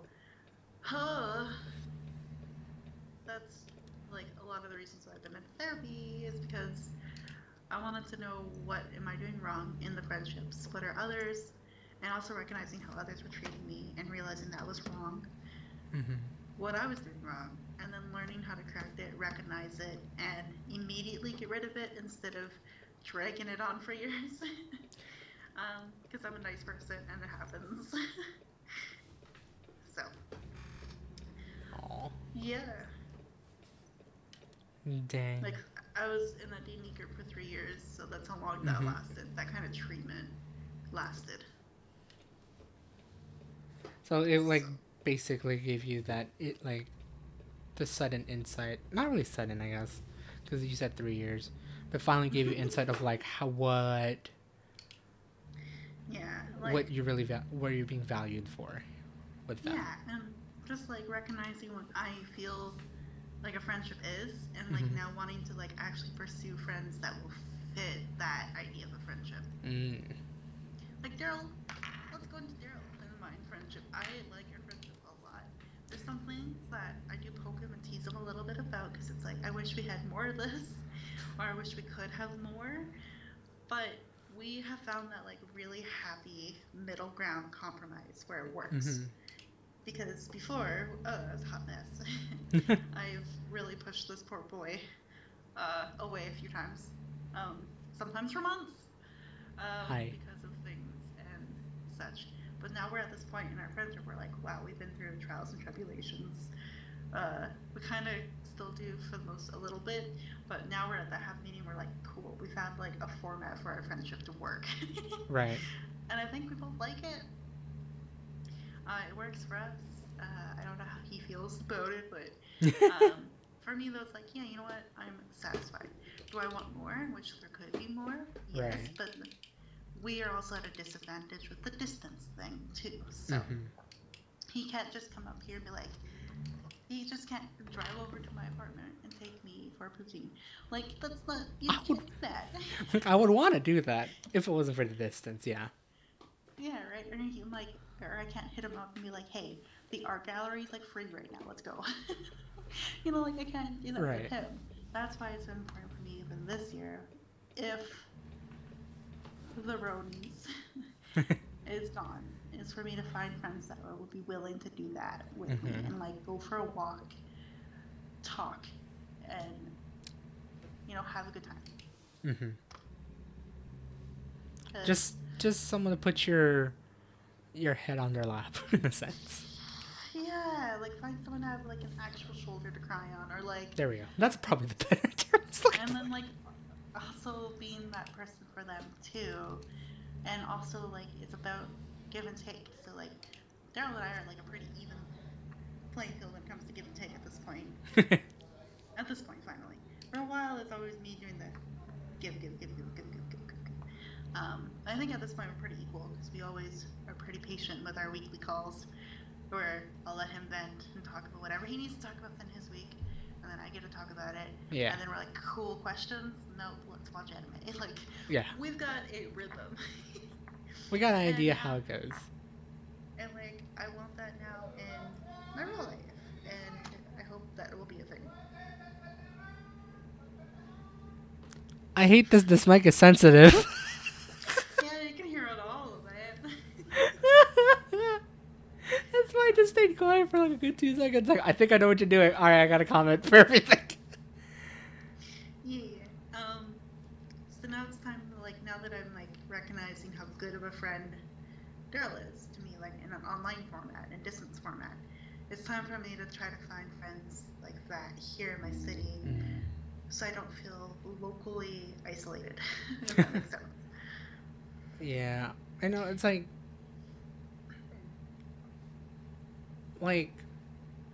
I think probably like this is one of the times to like really like I guess reconnect with like some people and like that.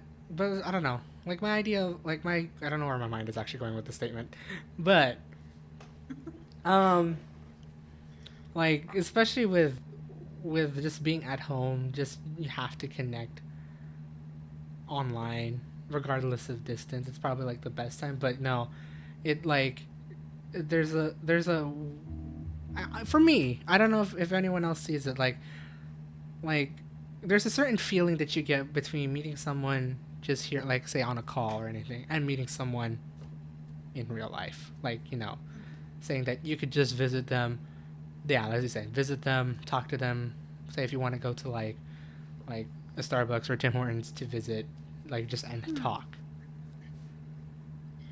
Yeah, and chat. like it doesn't have to be about bad things all the time either, which is No. what I'm learning about.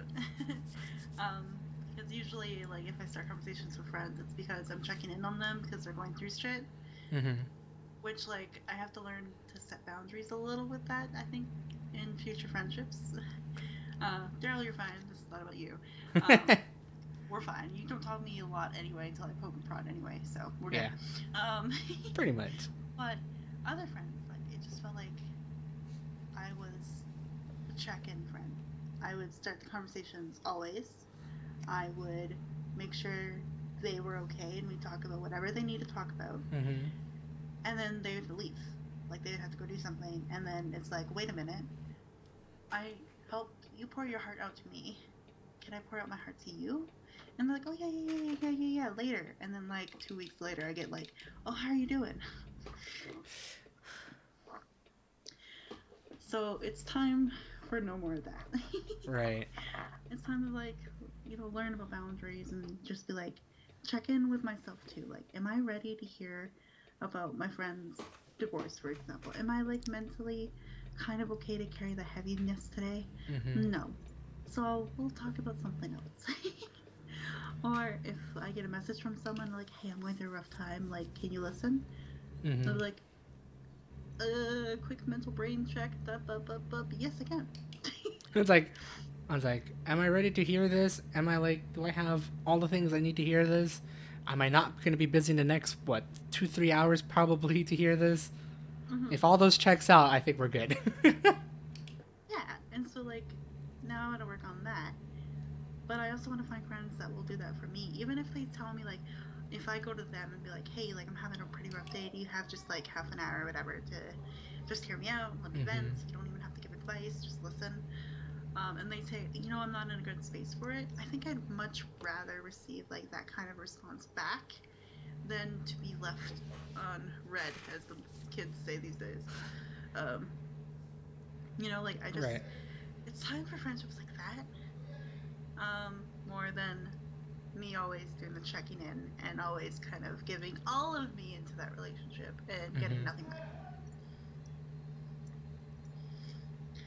And that comes to many different facets of life, where it comes to like, communication, but also comes to like supporting them social media wise and financially wise and stream wise. Right. Because I'm the one that'll be like, I'll turn my notifications on for you because I believe in you and you're going to do these things and I'm going to retweet it every time I see it and I'm going to post it on my Discord every time I see it. I'm going to do this for all these million different kinds of people. Mm-hmm. But how many of them would do it for me is also like the thing that I have to recognize too, like who is going to support me with that. Even my own therapist said that she would show up to a charity stream of mine. Oh. Which is like, what? Because I don't have any friends in my current life that would do that for me right now. Online and here. Right. Locally.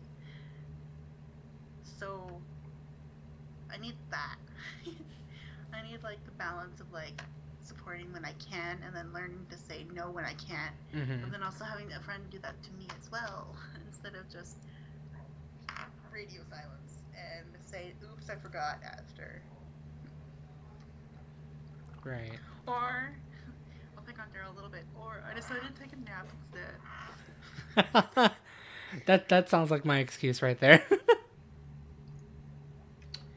So, yeah, you know, therapy's been some tough blows having some of these realizations because some of them do hurt. Because I want to be a good person, so of course I want to like have my heart and my whole soul be there for a person. But at the same time, like, it's exhausting when no one checks in on you. It's exhausting when like you constantly do it and then realizing that no one is ever doing it back for you. It gets to the point where you're like, why am I living? It's like, why am I putting so much utmost trust right now, putting all the resources, and yet, yeah. Yeah. You know a friendship's not good for you for when you're done talking with them and you're exhausted. When you are in a good friendship, you talk for hours and hours and hours and hours, and then you'll feel naturally tired. Where it's like, oh god, I've been awake since 4 a.m. I gotta go to bed. You know, those kinds of things. That's right. fine. But if you like finish talking to them for like 20 minutes even, and you're like, oh, that was a lot, it's probably a sign that it's not good. Especially with every single conversation you have with them. It's like, it sounds like at that point, it's like, you sure you do you want to hear everything from this person? Like, do you really need to really be there for them if I get so tired from hearing them? But then there's times you just don't want to say that. Yeah, but then it also sort of sounds bad too at the same time. Right. Like, wow, you're exhausted from hearing someone's problems. It's like, yes, I know. I think it just has to depend on that maybe headspace too, of like, or even just noticing the pattern of it. Because for me, I can listen to anyone's problems and be like genuinely like, oh my god, I'm like really, really sorry that happened. Like, is there anything I can do? Or, like, I'll do whatever I can. But if it's this person, like, if it happens once in a while, totally chill. Plus, because like we all have bad days, like, duh. But if it's becoming like a constant weekly ask,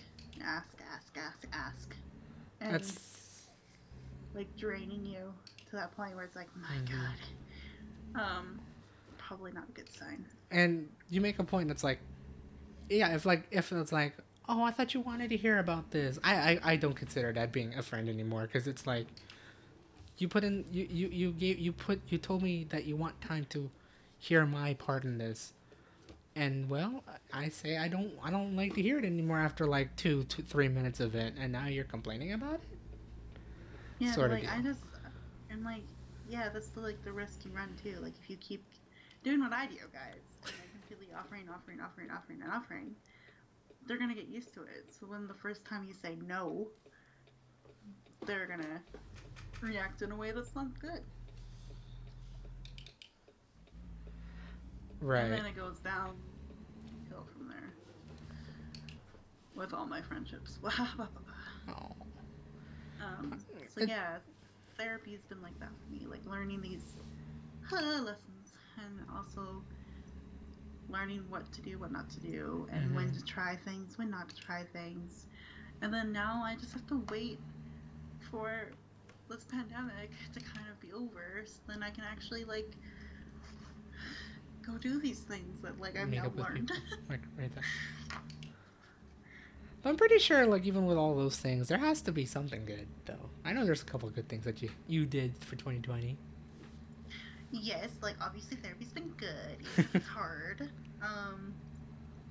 Yes, I had this open earlier because I did write it all down, oddly enough.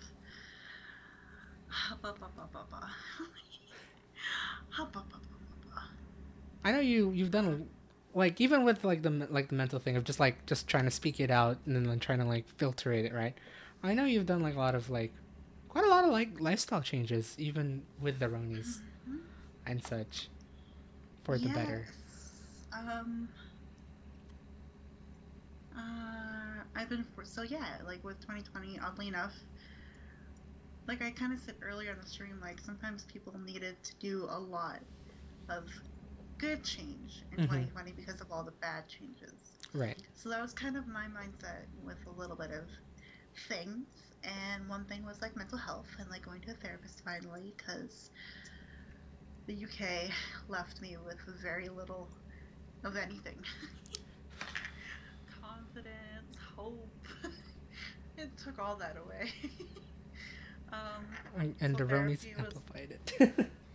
yeah, and then there's that anxiety with like the Rona and all that stuff too. Like, Right. and then also saying goodbye to friends and like Mm-hmm. just it was just so much that like finally I was like my mental health is bad, Mm. how I perceive myself is bad, time for therapy. um, which I'm glad I did. And but also came with that was physical health. I joined a Facebook group that does like a weight loss contest every like few months or so, and I started to focus on that. So I started with doing like monthly challenges for like one day, let's say you do like 10 push ups, second day 15 push ups. So I slowly started to kind of do those challenges. And then it built up to me creating a workout routine every month related to those challenges. Oh wow, And that's then pretty also good. trying to like focus on not eating out as much. And even if I did eat out, try to eat out a little healthier. Mm-hmm. Um, and working on cooking healthy foods and meals that I've been looking at recipe wise. I've seen all the pictures and all the things you said. Oh my god, they sound so delicious. Yes, and like, guys, if something's gluten free, I promise you it's not as bad as it sounds. There are some things that will be bad, but gluten free pasta is actually like no different than pasta. So, like, take my word for it. Um, like, starting to look into those things, and then, like, suddenly it's been since the end of June since I've done this journey. Mm-hmm. So, that's a lot of months. 7 months It of doing has. this. That's And literally half a year. yeah, over half a year, and I'm down 30 pounds. Oh wow, congrats. Yeah, so like doing all that, I mean, I have a long way to go. Don't get me wrong, but I also have some unfortunate setbacks that make it hard, like PCOS Mm-hmm. and hormone levels being crazy. And I'm on new birth control now too, by the way, so that's gonna be hormonal craziness for a little bit. But Don't worry, she's you okay know, nonetheless. I am okay. PCOS is scary, but it's manageable with weight loss and healthy things, which is what I've been doing. So I'm fine. Which is Fully healthy amazing. and getting stronger. Like for example, when I started doing this thing, I was at 2 pound weights, Mm-hmm. and now I'm lifting 10 pound weights. That's insane, but also And amazing to hear. I started doing wall push-ups, and then I started doing incline push-ups, and now I'm finally able to do 30 ground push-ups Wow.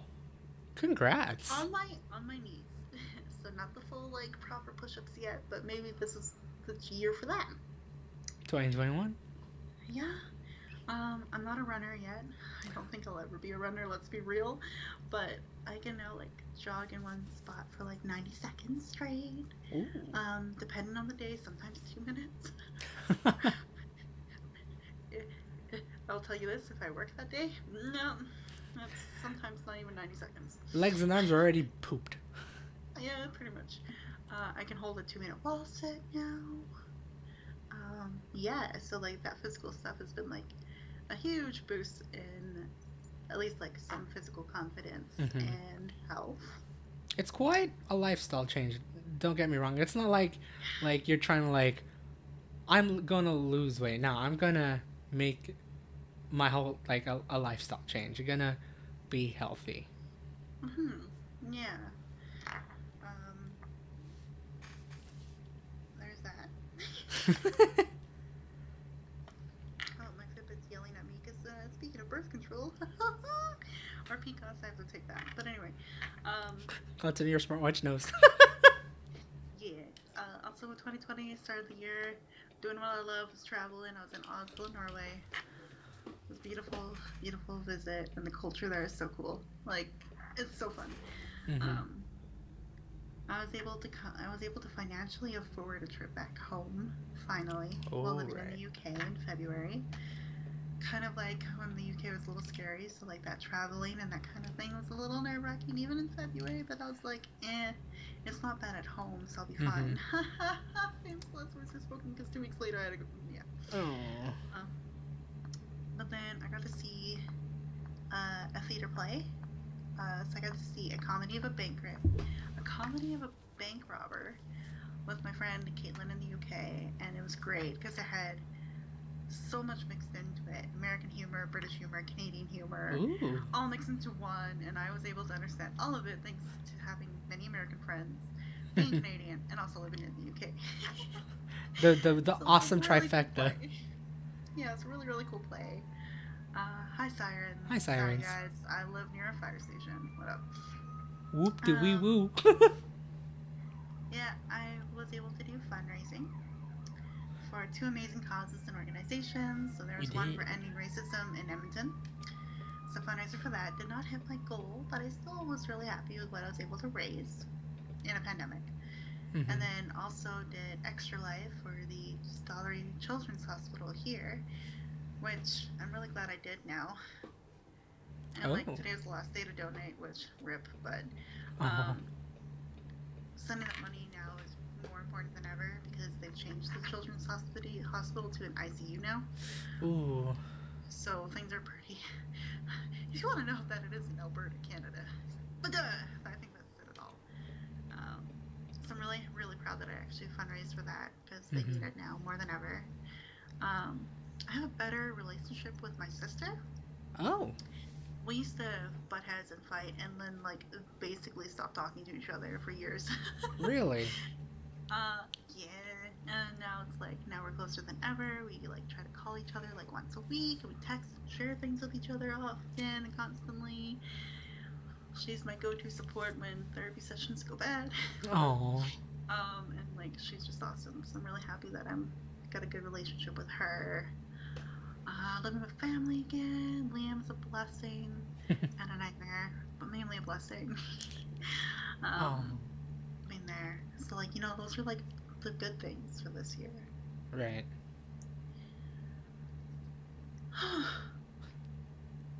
And now I'm reading through all the bad on Facebook, and now I'm like, oh boy, Up to you if you want to go through it. there's a lot. Um, so of course the Rona was a Right. big thing, which caused basically the rest of my list to happen. There you go. But basically having that virus hit both countries I lived in at different times really was the cause for a lot of things. Mm-hmm. Hitting the UK really, really badly in February led for a lot of weird political decisions in the UK. That's my stance on that. Um, but also, like, there's just a lot of things that happened even before then. So, back in December of last year, Mm-hmm. I was told that I would no longer be teaching all English, and then I'll be teaching French, religious studies, English, doing study room supervisor role, as well as taking on one section of photography at one point. The predominant subject I was teaching was French, and I don't speak it. I was pretty, and I was left supportless from my agency in that regard. Mm-hmm. They basically told me, well, like, it's teaching experience, it'll be good for you to like experience other subjects. Plus, like, just see how it goes, and if it goes bad, we'll help you then. Like, it'll be fine. Mm-hmm. Lo and behold, That didn't pan out. it was not fine. Yeah. It got to the point where, like, every single week in January, I was reaching back out to this person in the agency saying, I can't do this. Right. Okay, Dad. I can't do this. I am in like 5 different classrooms. I am never with my English. I'm never with the English department. I never get to attend meetings. I'm all over the place. I can barely keep my head on straight. I don't have support from department heads. I can't do this. Mm-hmm. Can I please get to full-time English at the school? They basically met up with the head teacher, so the principal, and he basically said, you know what, there's nothing we can do. We've hired teachers back, so there's literally nothing left for her after April. Hmm. She would just be like the study room supervisor after April. And that was, again, not what I wanted in the UK. By the way, this is like the last year, kind of leading into this year, right? Right. They did the same crap to me in the year before. Right. With being a supply teacher all year instead of getting the English teaching that I wanted again. So, well, 2 years Like you were ago now. promised with them. Yeah. So then it got to the point where they're like, you probably will not be having a job at St. Grey or at the, oh my god, I forgot the name of the school. Well, I know it's not really necessary at this point. But you will no longer be a teacher at the school after April. We'll try to find you a position by like mid or by the end of February. Came back from my trip in Canada. No position was found. It was up to me now to look for other jobs. If I wanted to stay in the UK. I tried really hard. I tried really, really hard throughout February and March to apply for jobs like in the UK and outside the UK. And it was really exciting at one point. I had interviews for a school in Mexico and the Bahamas. And it looked promising. That would have been so good if it panned out well. Feedback, and at one point, I had an email from the people from the Mexico school saying that like due to COVID, we can no longer pursue this, but we would like you to reapply again in the future. Ooh. So basically, I would have had the position if it didn't come to the Ronies. Pandemic. Damn Ronies. So it's really disheartening. And then basically, I had the same feedback from the Bahamas too. I had a follow-up email saying basically, you know, due to COVID, and I said it. Oops. Did this. Like, it's okay, I did it too. On the world, we can no longer pursue it. So, blah, blah, blah. That sucked. And then other schools in the UK, you know, I had interviews, and I tried, and really, really hard, and I just wasn't what they were looking for, or I didn't have enough experience, or because my visa was expiring in August. That's dumb. And they didn't want to sponsor me for working for them for 4 months. Oh. Because they couldn't guarantee a sponsorship for me. With only working at that school for 4 months, they would want to see me work for a year, and then they might sponsor me. Right. So then, basically, it got to the point by the end of February, I was like, you know what, I'm going to move back home after my big Europe trip in April. Which was planned before this god dang world. Fun times. Died. And then March hit. Had to refund all of it. Basically March, because Europe was a hot zone at the world at that time. And then North America became bad. Suddenly got to the point where I was getting very anxious, scared, unfocused in my teaching due to the situation. And I got to the point where I was like, I don't know what to do. Maybe I should move back sooner. Talking to my mom and my grand about it. Then over that weekend, over one weekend, literally one weekend, guys, from Friday to Sunday, talking about moving back home in April as soon as I can, because all my Europe trip was canceled. Right. Like basically as soon as the winter term started, or the winter break started, spring break, whatever, started in the UK, I moved back home on that Friday night to Sunday going, you're coming home this Saturday. Whew. That's crazy. And it all was because of an announcement that still gets me emotional whenever I see it. Of Trudeau basically asking like all Canadians abroad, if you can come home now. You'll be safer here, or you'll have support here, like direct support here, and that kind of thing. And yeah, went into emailed my agency that night saying that that's what's happening.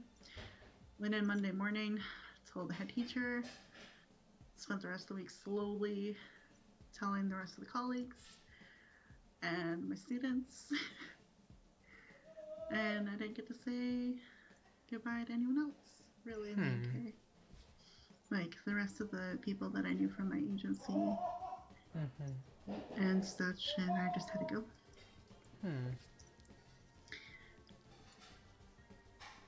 Yeah. Dang.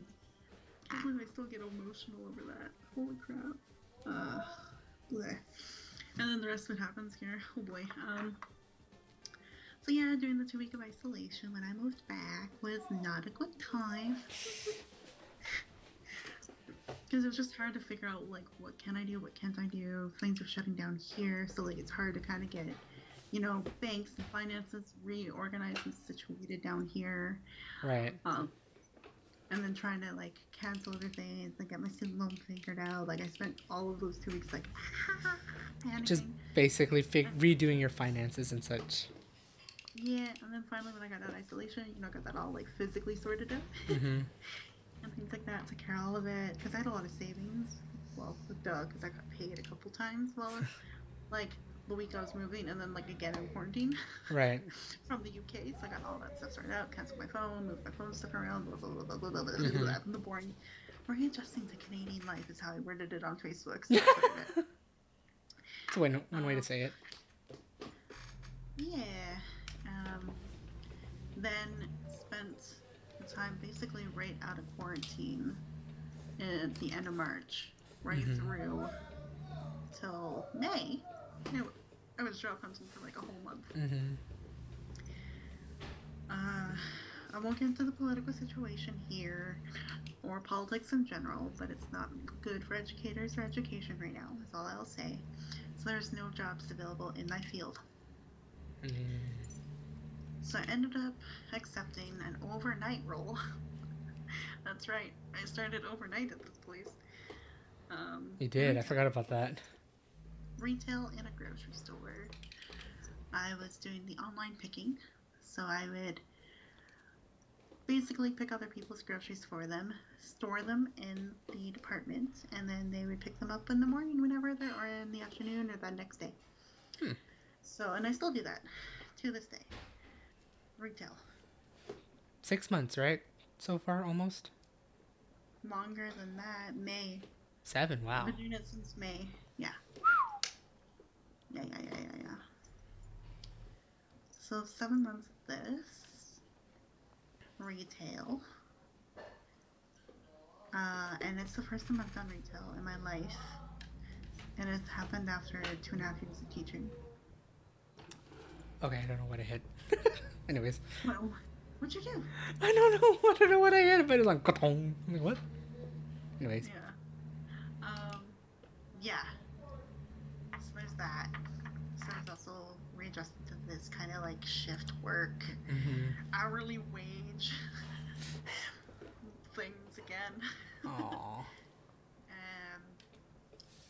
But yeah, you know, I mean, it is what it is. It's like a thing where I'm grateful for having a job during a pandemic, as the derp said, but I'm also in a lot of pain that I'm doing this and not doing what I love.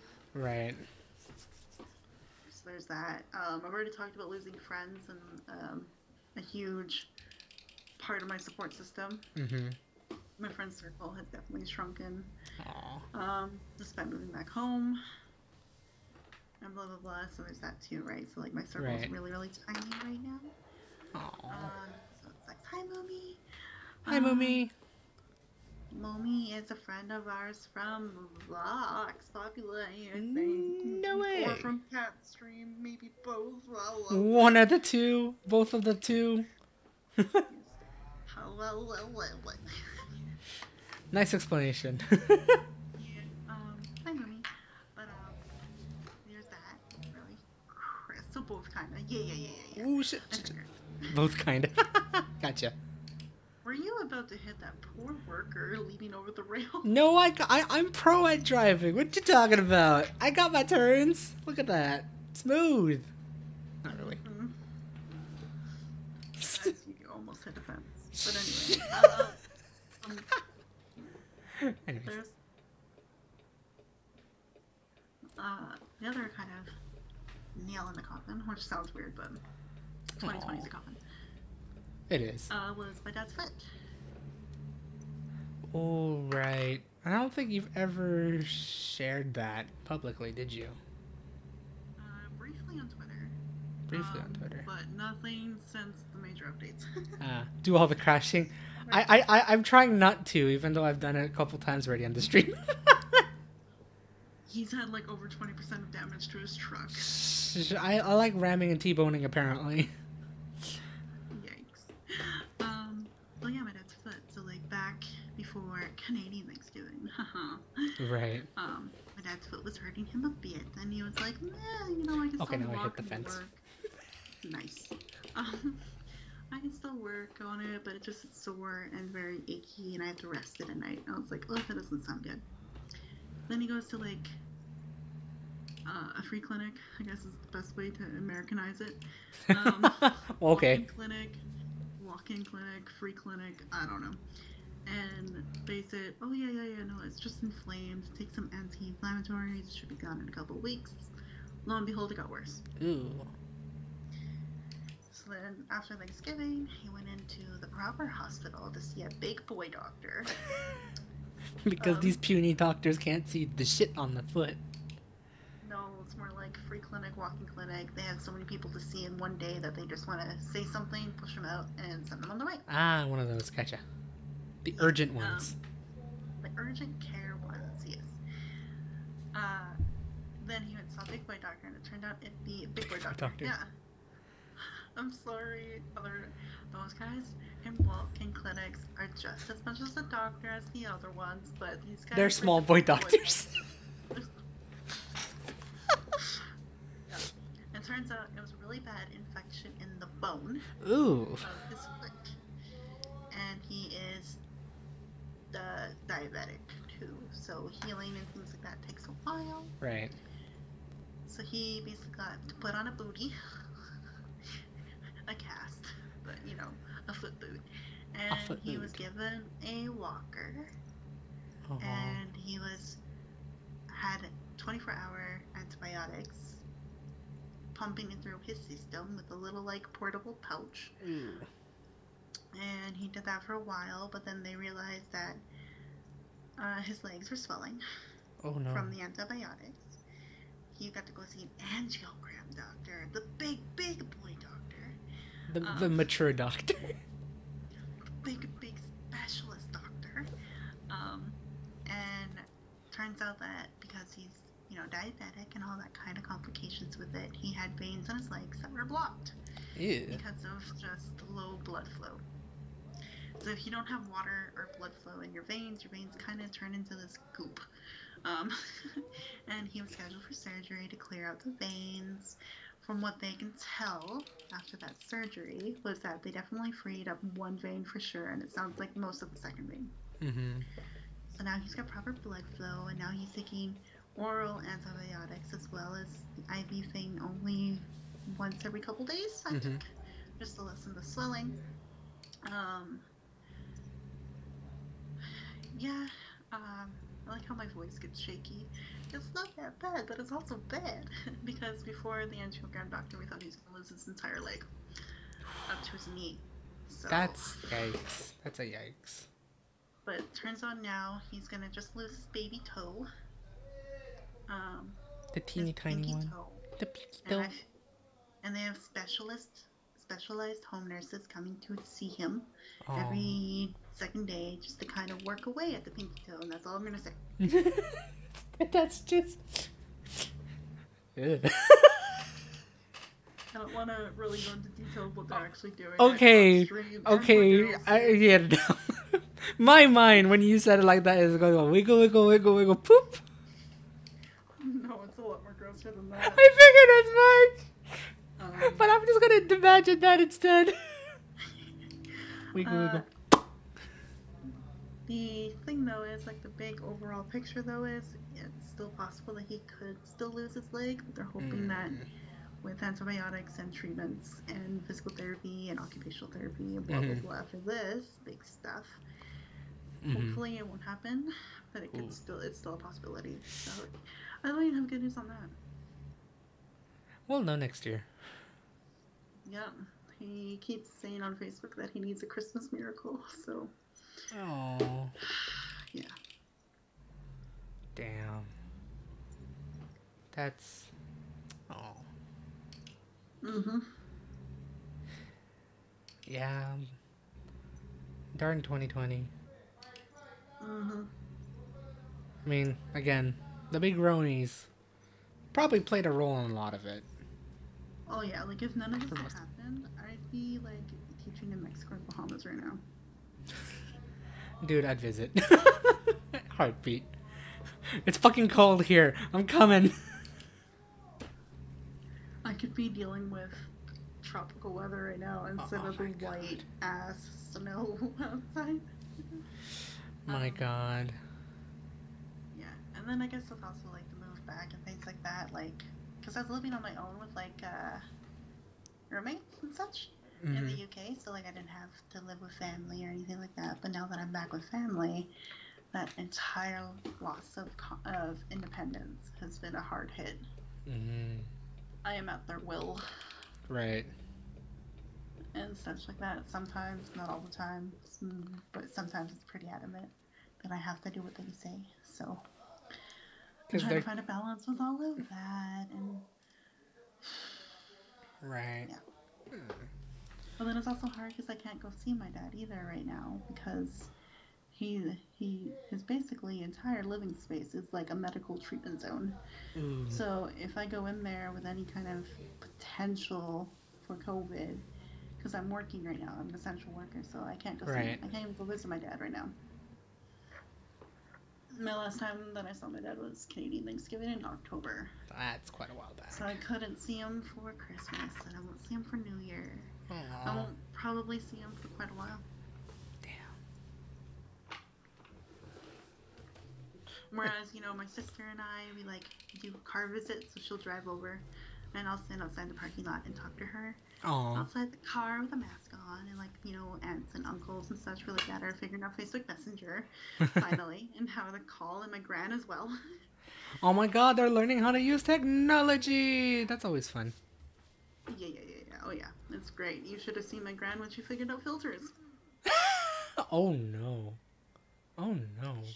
She became a scary bunny filter, and it was the most terrifying thing for all of us.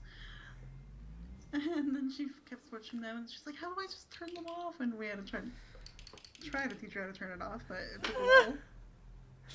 That's funny. So yeah, that was good. So I guess with that too, like, you know, technology is a blessing in this day and age. I suppose. Gotta love technology to be able to connect even when times are tough. Mm-hmm. That's one good thing I hear about it. Yep. That's not the way I want to turn. This way. Yep. And then the other big thing too that relates to kind of like what you were doing right now is due to what I've realized with, like, you know, when I talk about friendships and support. I've actually decided to end streaming. Oh, right. The only time I'll stream is for charity. Now at this point, because when your support system gets as small as like a dime,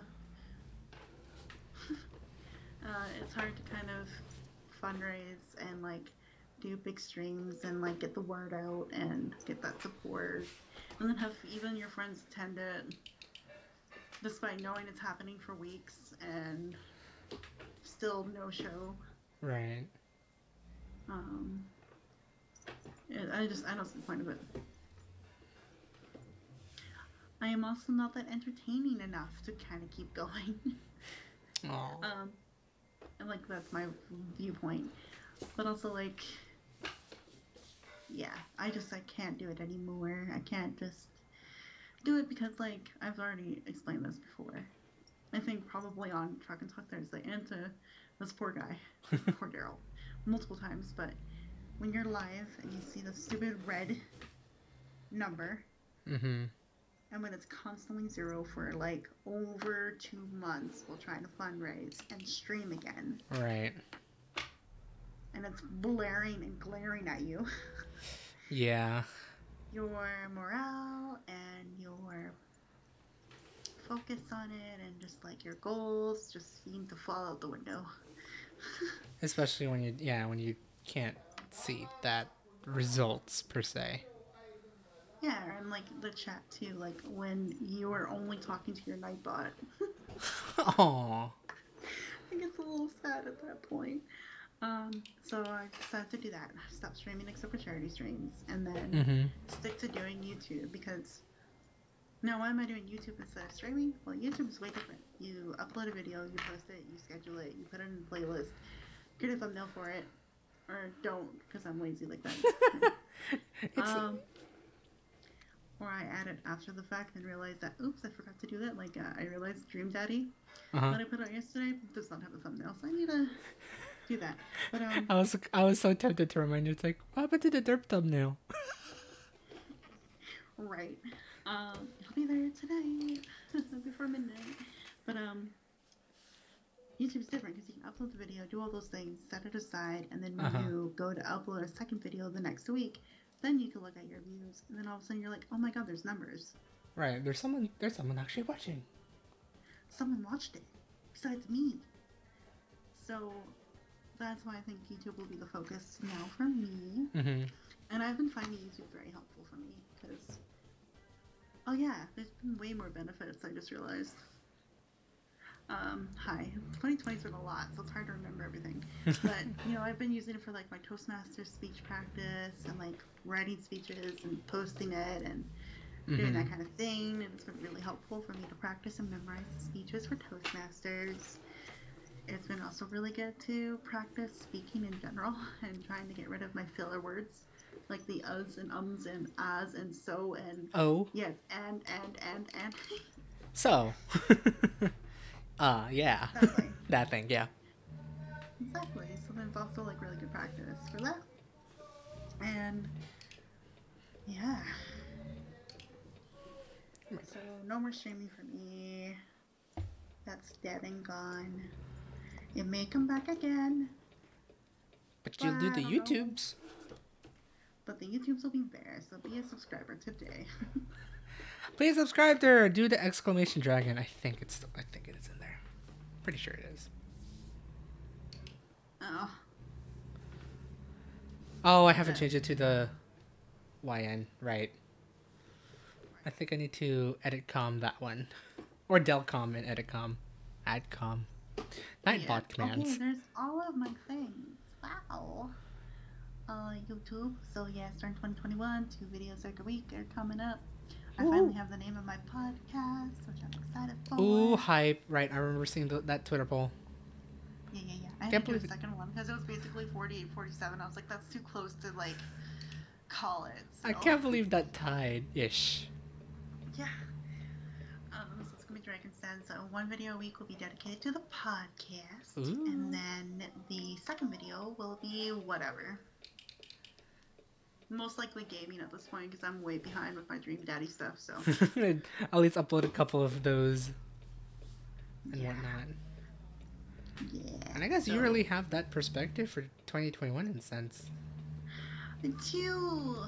I don't know why, but yeah, YouTube is becoming a focus. But I think it's because I find a lot of benefits with it right now for like Toastmasters and hobbies and building my confidence back up because that is something I need to do. I don't have a lot of confidence. When I talk about things that I love and I'm enjoying about and I don't get a reaction from it, like an immediate reaction when I'm talking to someone, that hurts so much. Aww. And then I immediately just want to shut up and like not talk about it anymore. Right. So doing a podcast allows you to talk about that thing you love for an hour without stopping. And you get to post it, and if no one reacts to it, well, at least there's going to be a viewer number. Right, at least there's something like that. Hi.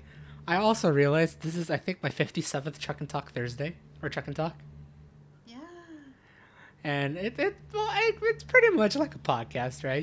We just speak about random stuff. I mean, last week you ended up going through Google Maps as a podcast, so I mean that could be a thing, right?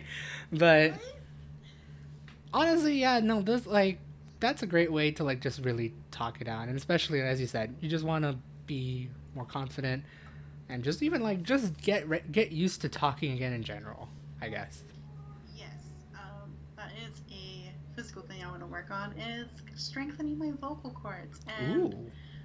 speaking louder because I am a very soft-spoken person.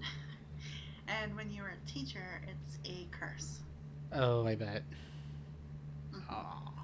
I mean, I can project my voice. I know how to like reach the corners of the room, Mm-hmm. but when I'm trying to be authoritative or strict or Right. enforcing my classroom management, having a soft voice doesn't work for that. You need to So be that's what I ready want to to work on. yell. Not necessarily Not yell, yell. but use a firm tone, going, that is enough, sit down. Like an actual. I guess I know it sounds negative, but it makes sense. Assertive sort of voice. That is something I also need to work on is my assertiveness. Oh. Which you're going to be proud of me today because I went into my work Uh huh. and I changed my availability and I told the one manager Right. about it and she's like, yeah, don't worry, I'll tell him as well, no problem. Well, I found out today that that was her last day, so she didn't do it. Oh shit! Really? Yeah. So then I came in today, like with my little brother, because we just did errands today, Uh huh. um, mainly to get an beverage to help with forgetting things. uh, and then I had to get a couple other things, of course, because it's Mm-hmm. payday. So Right. um, I went into work and I put my foot down with him, and I said, I talked to the other manager. She said she would message you, and she didn't. So I'm here to Mm-hmm. tell you that I need the ninth off and every Saturday afterwards due to commitments with a club and tutoring and teaching. I need that Saturday off. And Dang. he was like, okay, I can definitely remove that from your schedule, but you probably won't get another shift next week. Is that okay? And I was like, it's not ideal. I don't like it. Try to find a way for me to get another shift if you can. If not, that's fine, but I hope the following week you can replace it. Ooh. Dang. Very I, direct. and he was like, I'll do my best. I was like, okay. Ooh. Ooh. I feel the chills, but it's like good chills. Don't get me wrong. I was assertive. I exercised You my put your assertive voice. assertiveness in ya. Yeah, so, yay. Oh, congrats though. I'm surprised actually. I don't know. Uh, I'm assuming you felt the chills when saying it. I was like, oh my god, please don't call me a bitch. Oh, I'm a really nice person, but I need this. this is the one time I'm asking for something. Please do it for me. Yeah. But I had to like remind myself because if I had done that on the phone, like, please, I really need this. Like, this is Oh my important god. to me. Blah blah blah. That you would not have worked as well as it No. did. I mean, my idea of like it's so much better talking in person versus talking over the phone because emotions. But I'll leave it at that. Yeah. Oddly enough, I did this all on the phone though because he was too lazy to come down. Oh, I see what you mean. So I had to really use my voice to tell him what I wanted and needed. I'm calling you internally, but I need to tell you something. On the inside, I am dying and this is hard for me to do. But on the outside, I was like, I need this to happen. This needs to happen because I'm focusing on something else on Saturdays. I'm way too busy to work around a flexible schedule. I need this day off. As much as I want to be flexible, no. No, put my foot down, setting them boundaries. Oh, guess who's But gonna have again, a very proud therapist next week? ooh, congrats for being assertive. Congrats for learning how to have a backbone. But hey, no, I mean, again, you said you have a lot of things to do in 2021. I know you told me personally. I know you told it here as well, like a couple of things here as well. It's a lot of things, and you know you want to do it. Yeah, like Saturdays, I'm gonna be Toastmasters every Saturday. I'm gonna Mm-hmm. be a Toastmaster Ooh, on Saturdays. I am also planning on scheduling a class on a online teaching platform ooh. for Saturdays as well, and I'm hoping Mondays. Um, depending on my unfortunate, awful, random schedule. Oh boy. At work, because I think that's going to get worse now with me asking for Saturdays off, but that's fine. Right. But yeah, I found this like Outschool company organization that you can create your own course, design your own course and like workload and everything, and you can choose when to schedule it and offer it. Neat. So hopefully I can get that running, started in 2021, so that way when my work messes with my hours like they are, I will have supplemental income. You have a failover. You have a failover, basically. Yeah, I've got an idea for 2 classes. One will be multi-day and semester-based, because that's going to be about discussion and persuasion. Or, sorry, debate and persuasion. Because those are very valuable skills. And I am learning myself, so it's like good thing for me to do and teach as well as practice myself. That's a way. That's like, well, I'm learning the same time as you guys, so I think it's all good. Yeah, and then the other class is going to be a one-time class that I will be offering every Saturday. Oh. So basically, I can have like different students enroll each week, and I offer it one time, so one quick learn how to do this kind of thing. And that's going to be how to create a D&D character. Nice. Yes. So that will be like the dipping my toes back into teaching a little bit. And teaching something that you love to do in your spare time. Yes. Actually, both of them. Yes. Persuasion. I use it on you. What? That slowly dawned on me, and I'm like, wait, oh shit, you're right. Damn it. Yeah. I don't know what kind of laugh that was. It's okay. We all don't. That made me feel not better. But I know it did, and I just realized when I said it. Oops. My bad. I'm sorry. So that's exciting. I also have had the school board here finally reach out and ask for reference letters to move my application forward. Right. So that's exciting. That could be a potential finally getting my feet in an actual classroom. Or even do online teaching too, because that's also an option here right now, of course. Oh, that's pretty good. So I've managed to... This is a quick update for this guy, because we haven't had our weekly call yet. But, right. I managed to get a employment letter from Alberton.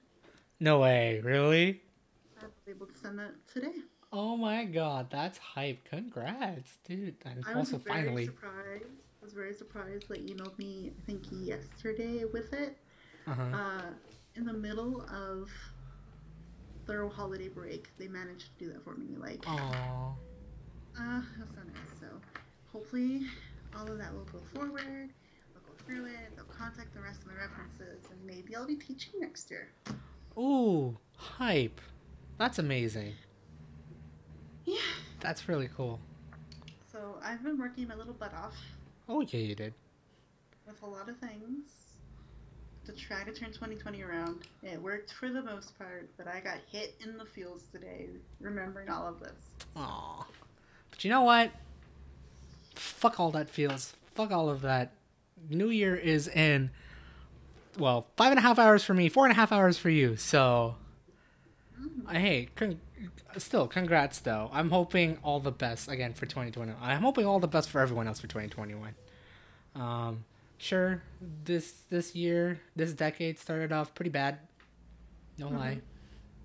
Some more bad than others, some less bad than others.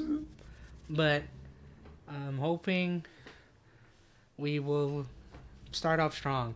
And also, hopefully I don't regret tweeting die year on tweeting for 2020, because apparently that tweet didn't age that well. Oh, wow.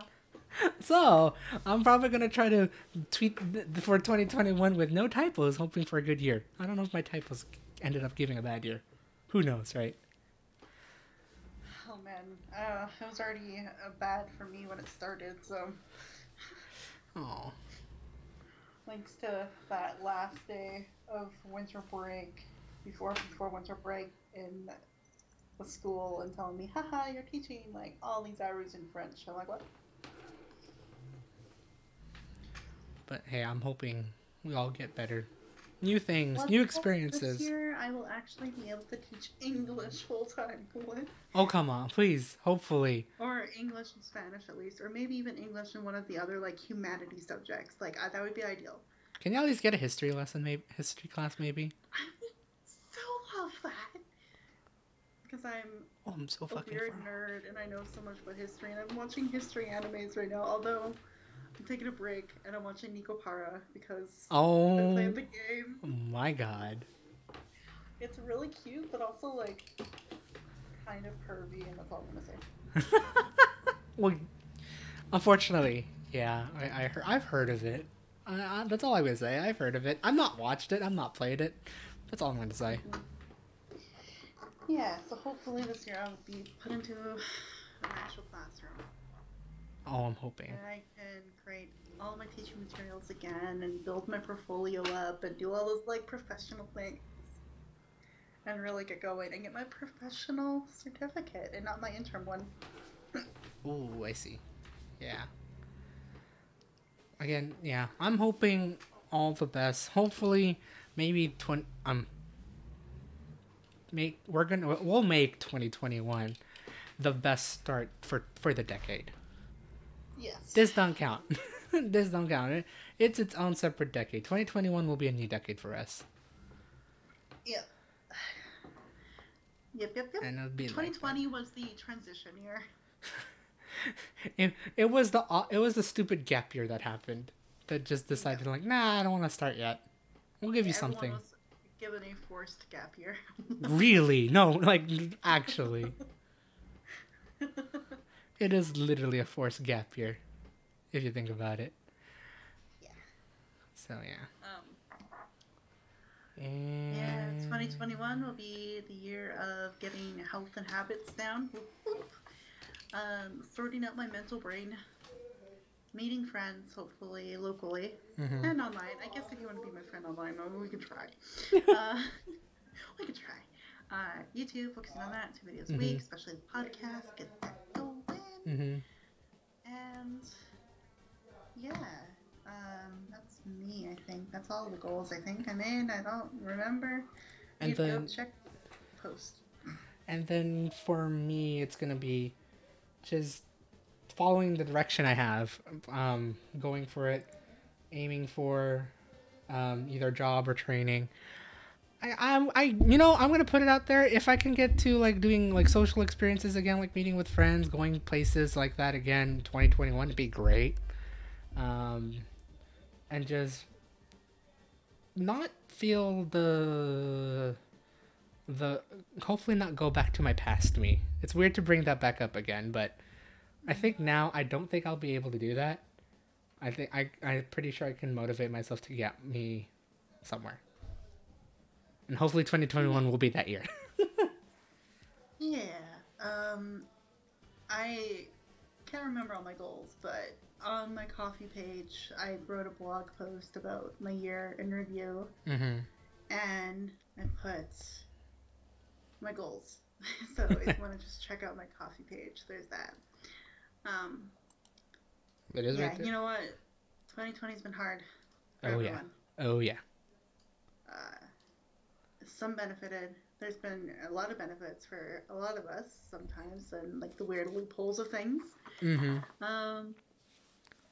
But I am very glad to see it's gone. Definitely.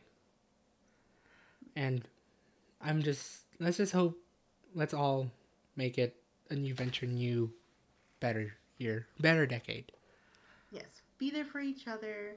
Remember give and take. If you feel like you're taking too much from someone, learn how to give back. Ask how they are doing. It's the least you can do. Be kind. Be there for others. Support each other. If you need to take it easy, take it easy. If you're ready to go at it. Go ham. 2021 will be our year. The only limitation is your imagination. Anyway. That's a lot of imagination. Hold on a second. Push. Anyways, thank you again, Dragyn, for joining this actually pretty long Dragyn talk we had. I told you before. I know I you did. told you that when it came to me, it's gonna be hard to shut me up because it's been a year. Oh yeah, and just putting the whole review in place, it's like no lie, you've experienced a lot more. I mean, I did experience a lot, but like in terms of putting it all into like a storyline and like that, like a timeline, you pretty much have like more things slotted in than I do. I became a history textbook while you became the forward. But hey, at least it's all out there. Hopefully, in a year's time, we can all laugh at it, right?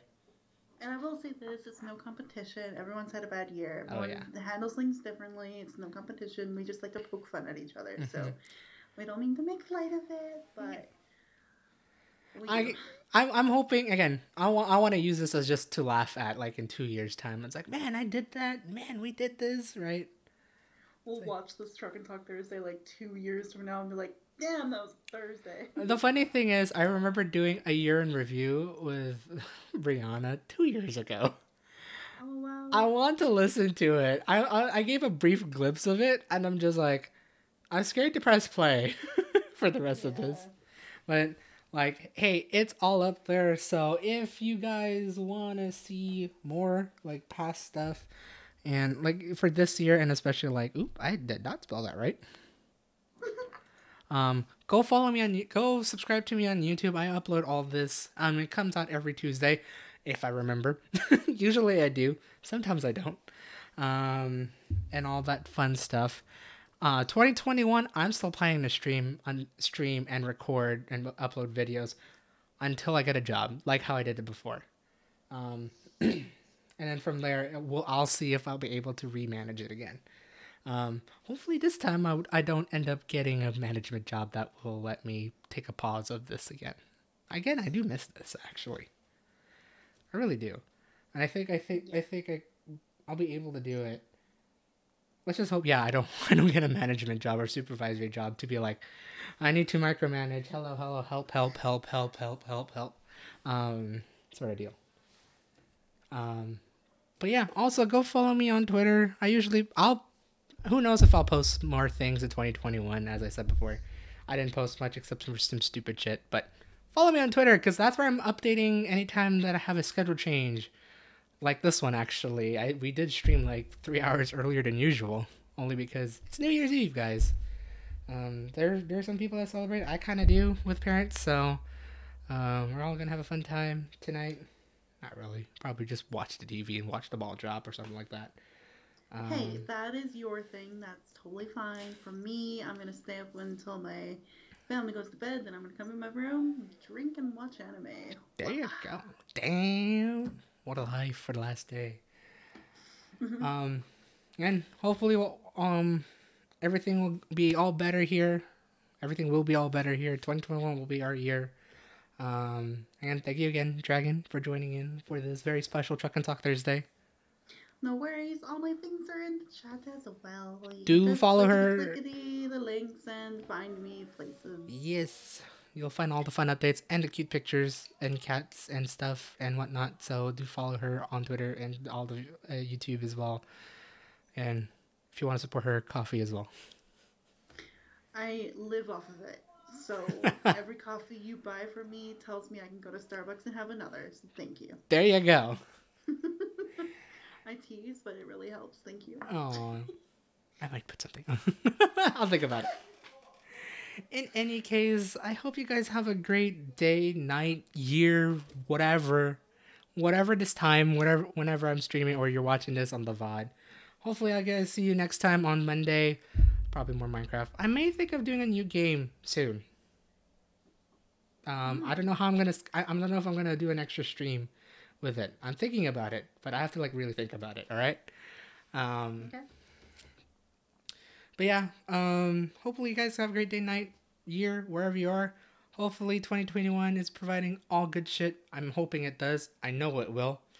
Good vibes only. Good vibes only, definitely. Have fun clipping this. This will be like that. But yeah. You guys have a great time. That is Dragyn over there. This is Spam Waits. How am I gonna sign this off? I really want to say see ya, which is like bye. But I was gonna say I'll see you guys next year.